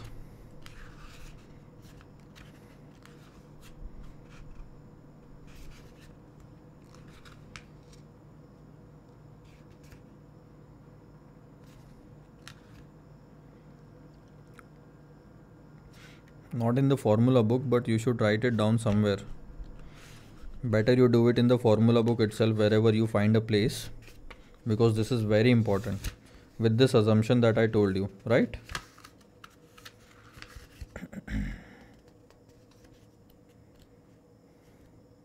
Okay, let's move ahead to the next question.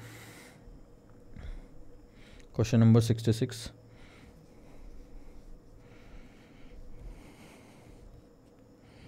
I will just dictate this question. There is only one change in this question. Till now you have been looking at the questions where interest every year was same. In this question, interest is different, coupon amount is different. For the first 4 years, it is 8%, means 8 rupees if the face value is 100.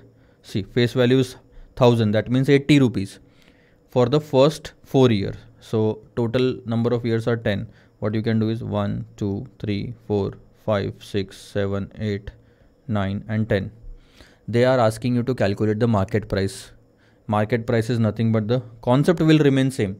Present value of future cash flows. For the first year you are getting 80, 80, 80 and 80. For the next 3 years you are getting 90, 90, 90 and 5, 6, 7, 8 and okay. For the next 4 years you are getting 90 and then for the last 2 years you are getting 130 and 130. Okay. After that they are also saying that the redeemable price is 10% premium on maturity. That means 10% on the face value. 1100, redemption will be at 1100. Now what you have to do is you just have to discount all these cash flows at YTM. And the YTM given in the question is 16%. Okay, other than that also there is one proper sentence given in the question.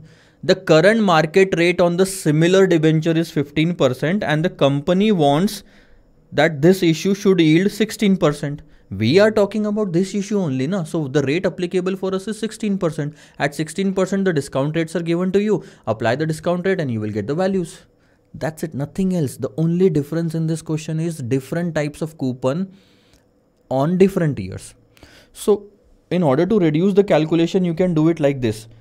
You know that 80 is being repeated 4 times. So you can take the first 4 years present value annuity factor. And you know that the 90 is being repeated for the next 4 years. Now what you can do is, in order to calculate this on the calculator, just put down 1 divided by 1.16. Okay. You have to do the total of the present value factor of 5, 6, 7 and 8 years, not before that. So you press 1 equal to, you don't have to add this value equals to the first present value factor in the memory. So don't press M plus. Again press equals to, don't press M plus. Third time, fourth time. We don't want to add all these 4 present value factors. That's why we didn't press M plus here. Now, 5th time M plus, 6th time M plus, 7th time M plus, 8th time M plus, and then MRC. This result will give you only the 4 things that you added in the memory. So only the 5 to 8 years present value factor will be concluded on the calculator. You can do that. For 8th, 9th and 10th, you can just do the total from here, brother. To 0.263 and 0.227. That's the easiest way. And 10th, 1100 is the premium. That's it. You got the market price today. Theoretical market price is that. You can compare it with the actual if it is given and then decide whether the bond is undervalued, overvalued or correctly valued. And then you can take the decision of whether you want to buy the bond or sell the bond or hold the bond. This is also homework, similar nature. Just skipping it. Okay, just have a look on this question number 68. This is going to be an interesting question because in this question, the discounting rate means the YTM is going to change. Okay, let's have a look. ABC Limited issued 9% 5-year bond. Whenever there is a percentage given in front of the bond, it is always a coupon rate. Time is 5 years. 1000 rupees is face value, each having a maturity of 3 years. Sorry, sir. Now, time is not 5 years, it is 3 years. Why? Because it was issued 2 years back when the time was 5 years, but now 2 years has gone. The only left maturity is for 3 years. The present rate of interest is 12% for 1 year tenure. This 12% you can consider it as YTM, but it is applicable only for 1 year from now. It is expected that forward rate of interest means the interest rate or the YTM after that for 1 year tenure is going to fall by 75 basis point. And now is the time to understand about what is the basis point. And further by 50 basis point for every next year in further for the same tenure means 1 year. Now all this is something new to us. What is this, sir? First of all, you should understand 1% is equal to 100 basis point. It is written like this. So if we say 50 basis point, it means 0.5%. If they say 75 basis point, it means 0.75%. Okay. So you are clear with the concept of basis point. After that, what they are saying, the 3 years are left till the maturity of the bond. 3 years are still left till the maturity of the bond. First year's YTM is 12%. They said that this 12% is applicable only for 1 year from now. After that also, this 12% is going to fall by 0.75%. That is 11.25% will be the YTM. And that's not going to continue forever. It is also applicable only for 1 year tenure. So for the second year only 11.25% will be applicable. And then every year 50 basis point will be the fall. So 10.75% is applicable for third year. We don't want any rate for the fourth year onwards because it is out of the purview of the question. Okay. First time this is happening, and this is more practical approach. If you invest in something, the interest rate, or we can say the yield, keeps on changing because the market price also keeps on changing. So this is more practical approach. Till this point, whatever we did in the previous questions, there was one thing which was wrong. Wrong not from the exam point of view, but practicality. We used to discount all the cash flows. Doesn't matter if it is for 5 years, 6 years, 8 years or 10 years. We used to discount all those.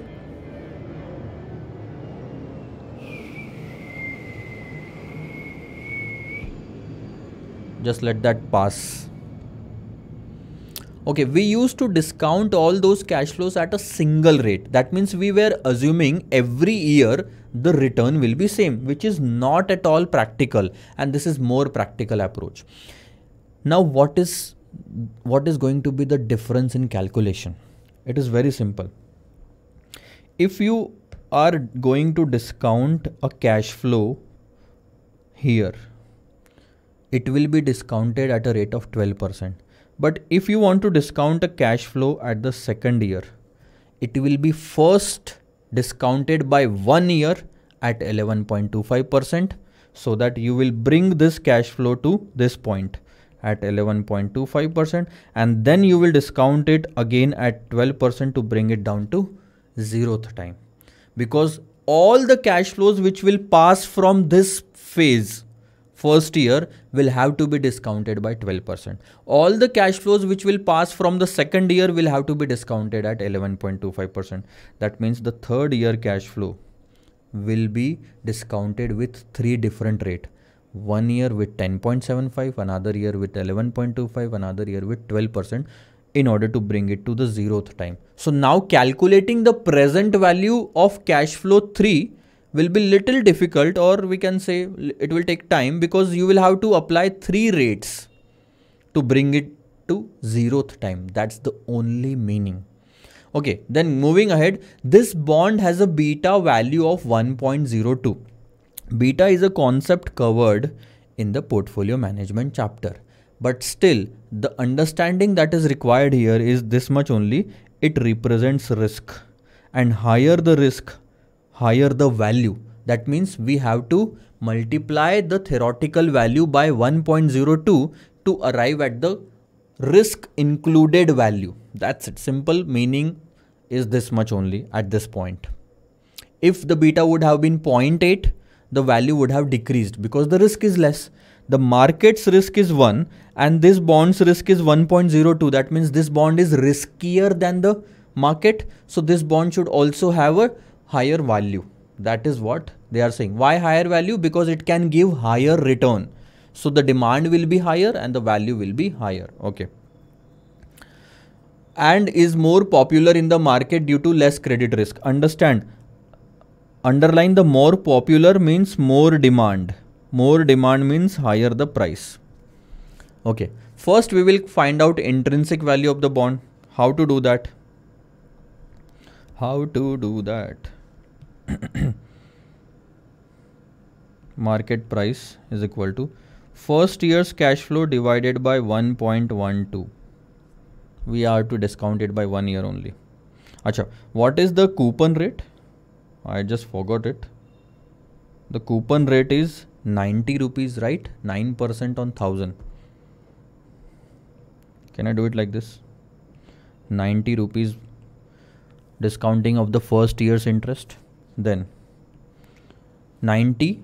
First I will discount this 90 at 1.1125 and then again I will discount it at 1.12. Am I right by doing this? 1.12, 1.1125. 2 times you will have to discount plus 90, and in fact in the third year I can write down 1090. Am I right? Redemption is at par. I am assuming the redemption is at par. Okay. Divided by, have a look. First you will discount this at 1.1075. It will go to second year. Then again you will discount it at 1.1125. It will go to first year end. And then you will discount it at 1.12. It will be back to 0. By doing this, you will bring all the cash flows to 0th point, and that's it. You are done with the question. This was the only learning that you had to learn. See, I will tell you, when the YTM was same now, at that time also you were doing it like this, 190 divided by 1.12 and 1.12. But you were writing it like this, 190 divided by 1.12 square, because it was for second year. You were doing the square. But the square has a meaning like this now. First year's rate is 12%, second year's rate is 12%. That's why you were doing the square. But in this question, the rates are different. So just expand it and write down the interest rates. See, 90 discounted with 12% only. This is the first year's cash flow. This is discounted at 2 different rates and this is discounted at 3 different rates. I'm just going to suggest you, do not calculate the maturity value separately. Just put down 1090 here and you will directly get this value of 942.48. This is the intrinsic value. And then the question says that the bond is more popular in the market. This is the theoretical value. What should be the market value? This much price into the extra return or extra popularity that the bond has should be included. So we are just simply multiplying it with 1.02.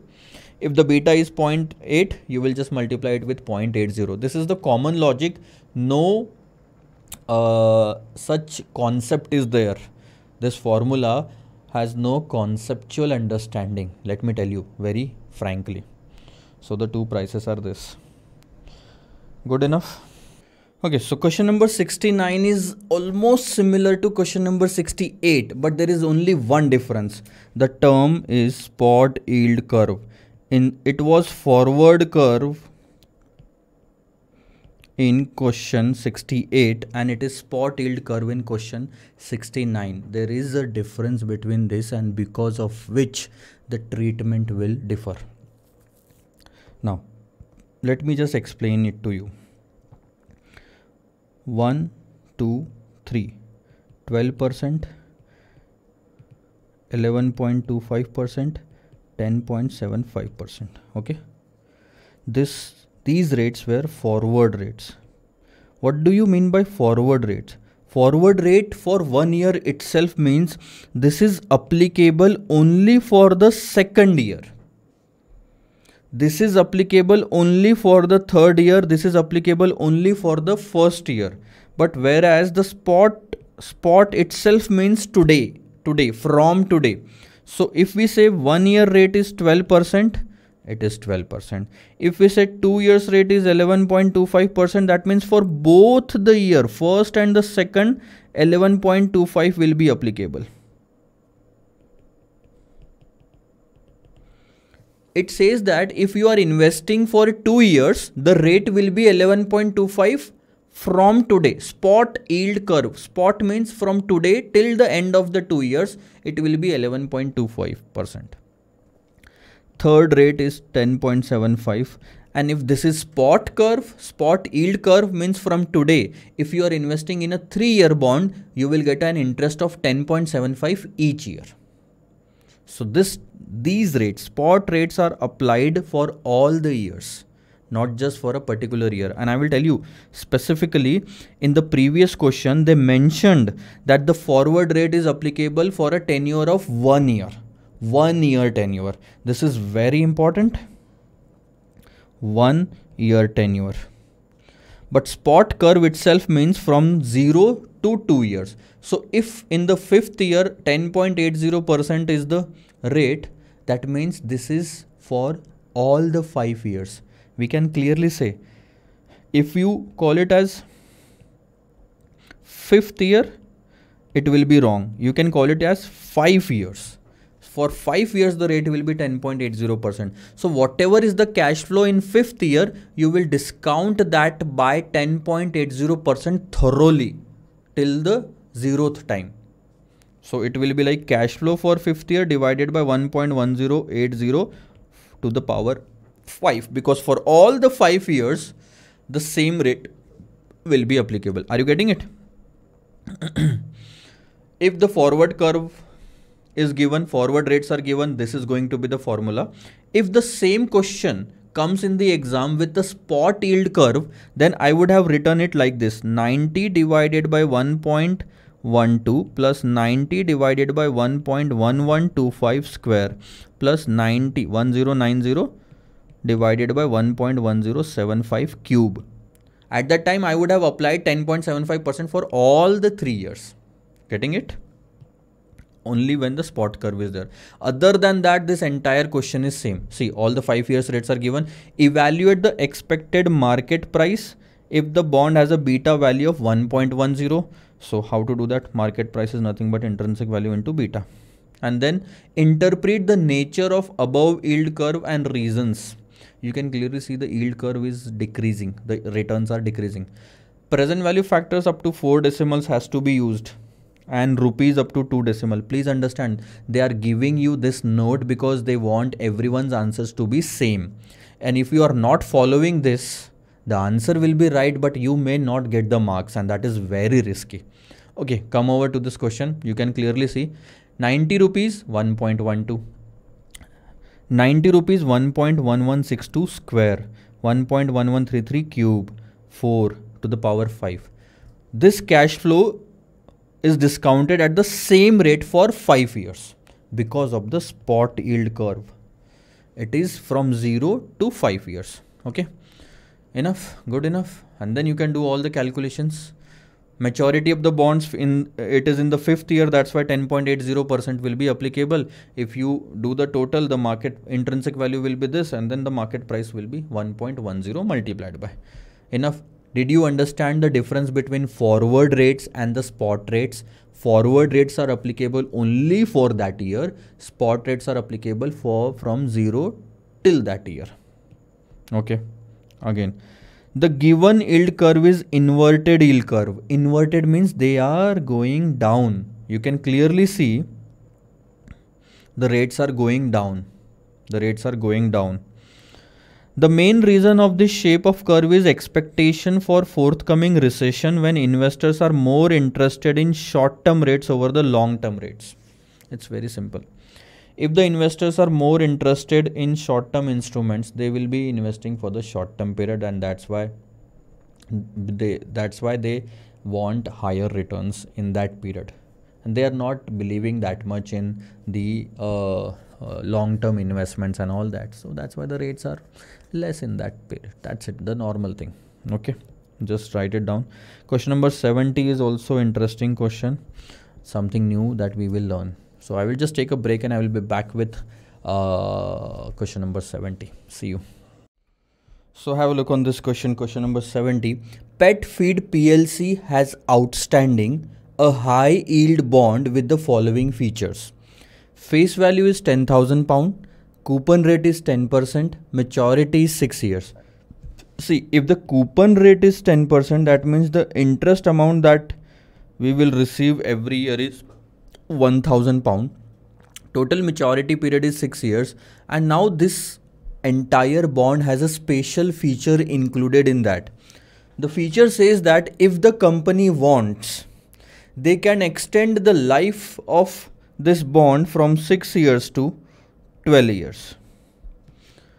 Originally, the life is 6 years, and if we go by the terms, we will redeem the bond after 6 years. But at the end of the 6 years, if the market situation is in company's favor, they will extend the bond by 6 more years.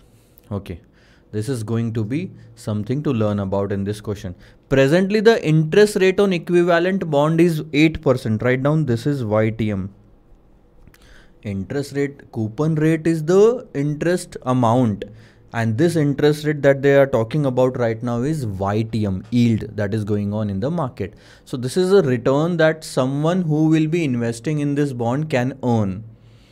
If an investor expects that this interest rate will be 8% 6 years from now, today it is 8%, and 6 years from now also it will be 8%. That means throughout it is going to be 8%. Then how much he should pay for this bond now? It's very simple. If you want a return of 8% by investing in this bond, what is the maximum amount that you will be paying today to buy the bond? It's very simple. Present value of future cash flows.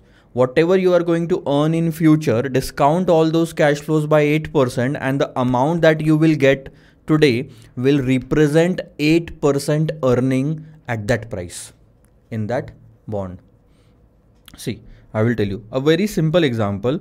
Let's say after a year you are going to receive 110, and if you discount this by 10%, the amount comes to 100.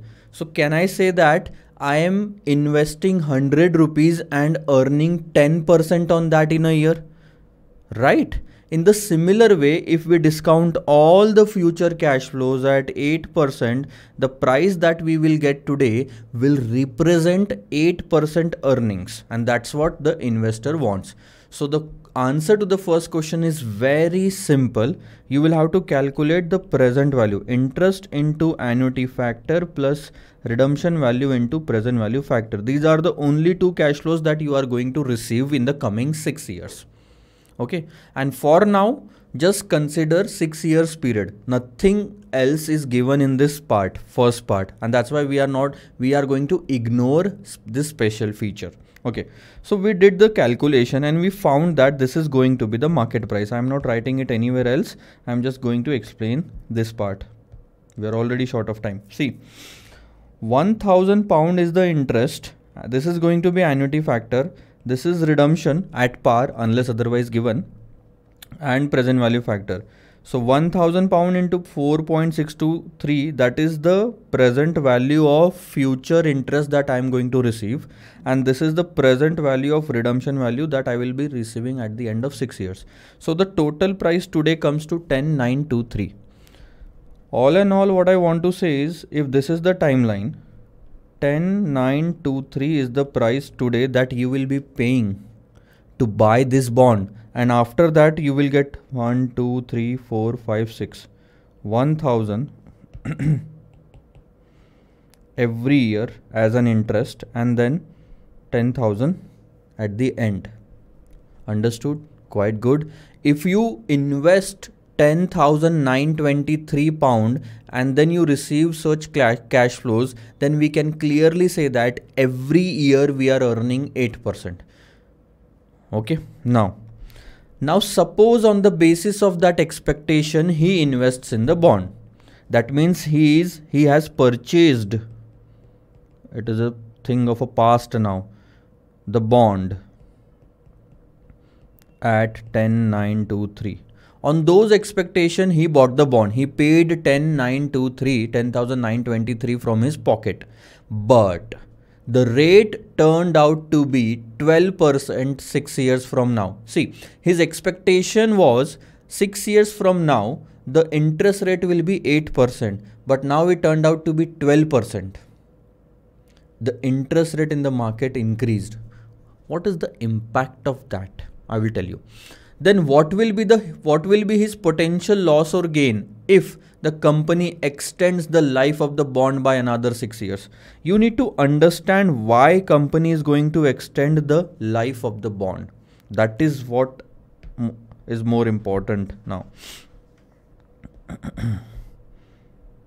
Question number 70. See.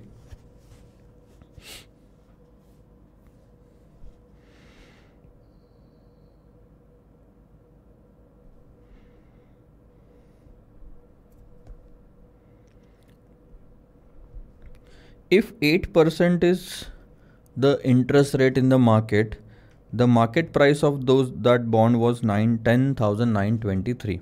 Okay, it means for an investor 8% is earning.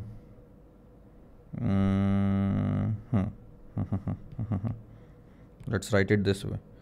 8% is earning for an investor. Am I right? But for the company, it is a cost. If investor is earning, who is going to bear that cost? Company. And 10,923. For the investor, it was a cash outflow, and for the company, it was a cash inflow. Do you agree with this? Right. Now, after 6 years, what happened in the beginning was, company issued this bond and collected 10,923. Think from the angle of the company. Collected 10,923 pound, and from that point onwards company was bearing a cost of 8% on that amount. So practically speaking, they borrowed money from the investors at 8% interest rate. Okay. Now after 6 years, just understand, after 6 years, if the company redeems the entire amount, the face value or whatever it is, okay, and company, let's say, redeem the entire amount, the bond is over now, and at this point if the company wants to raise money,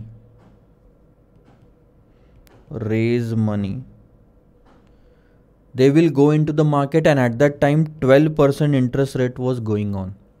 Understand? So if the market interest rate is 12%, what will happen? Company again, understand this, in 12% at this point will be an income for the investor and will be a cost to the company. And at 12%, if you can see, if YTM is increasing, the market price will go down. So less than 10,923 will be the market price of the bond at that time, which will be the cash outflow to the investor and cash inflow to the company. Now understand, company is receiving less cash flow than 10,923 and have to bear a higher cost for the funds.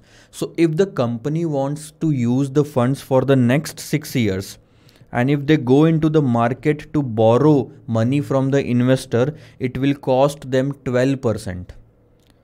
Instead of that, what company can do is, that company will say that we will not go into the market and issue fresh bonds.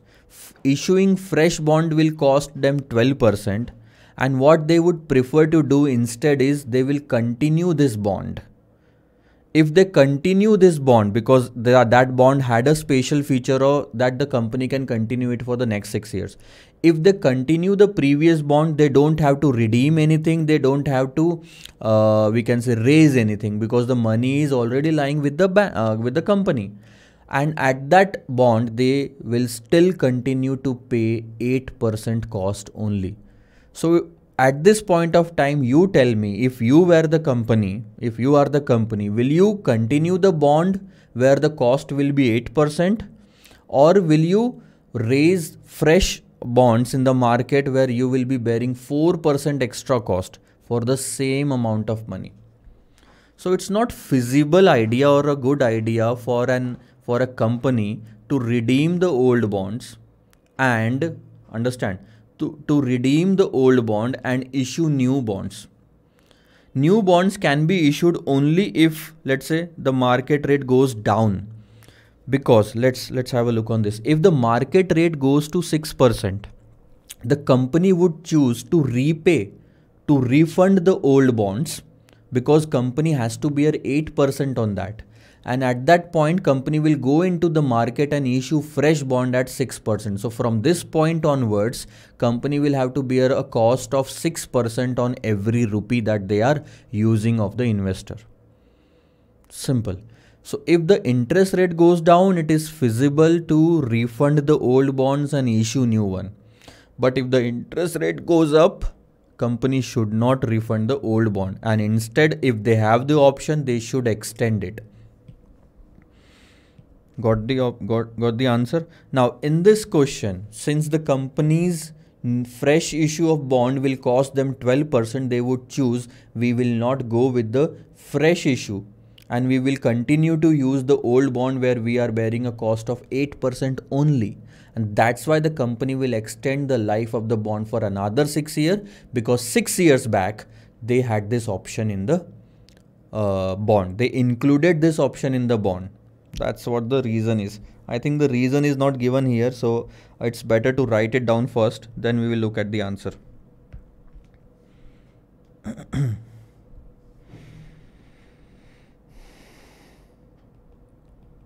After 6 years, company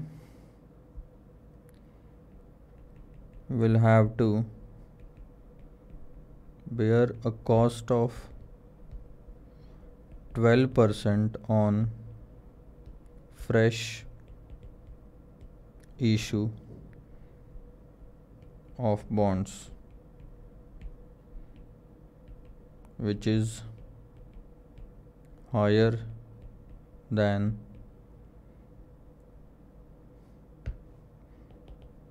the same on old bonds. Hence, company will continue, or we can say extend old bonds as they have the option for another 6 years, and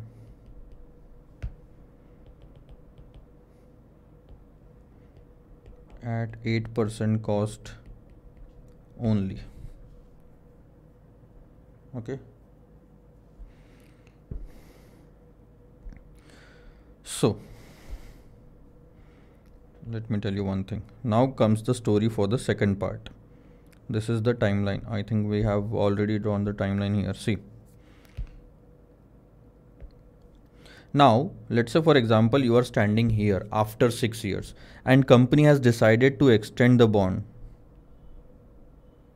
Company has decided to extend the bond. The market rate going on in the market is the rate going on in the market is 12%. Okay, company is not redeeming the bond, but you are the investor.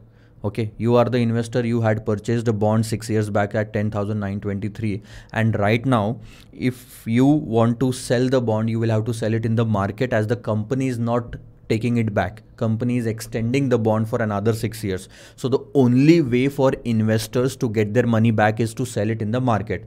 So we will have to calculate the market price at this point. And at any point, the market price is the future present value of future cash flows. So at this point also, the market price will be the present value of future cash flows. So you will be receiving interest, and then redemption value. After 12 years, company will not be continuing the bond. They cannot do that, right? So what you have to do is you have to calculate the present value again for the same thing. But at this time 12% will be the discount rate, because that is what the market rate is. So we need to find out a market price where 12% earning can be there for a fresh or new investor. So if I am holding the bond, someone will buy the bond, that person will expect 12% return because the market is giving that. So if that person is buying the bond, he will expect to pay a lesser cost. See, at 8%, the market price for the bond was 10,923. If the YTM is increasing, you can clearly see the YTM is going up, the market price will go down, and there will be a loss to existing shareholder who had purchased the bond at this price, because the market price will surely be lesser than this amount. So let's first calculate it. And the angle is very simple. The only thing that will change in this calculation is the discounting rate. So have a look. Again, the same thing, £1,000 every year we will be receiving for 6, 7, 8, 9, 10 and 11 and 12th year at 12% and 10,000 at the end of the 12th year. Please understand, if you are calculating the market price at the end of 6 years, the only thing that you need to consider is the rest of the 6 years.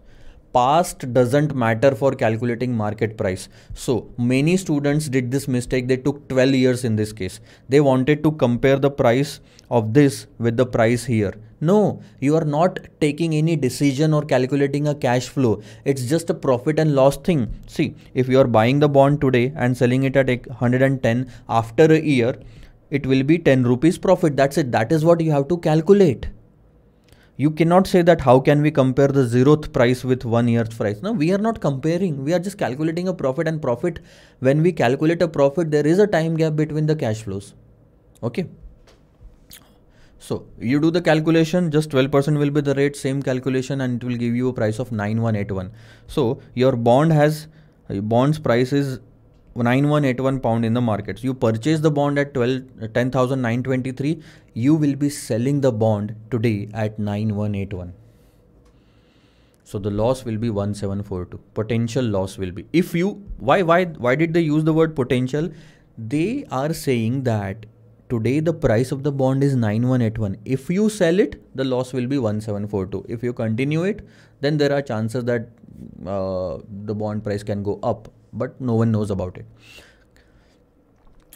Nevertheless, we don't have to think about what is going to happen in after 6th year. We just have to stick our calculation till the point of 6th years. Now, one more doubt, and the major doubt that comes in the mind of the students is that, sir, how can we compare 10923 of 0th time with 9181 of the 6th year time? We are not comparing. First of all, we are just calculating the profit and loss, and we can do that. We can do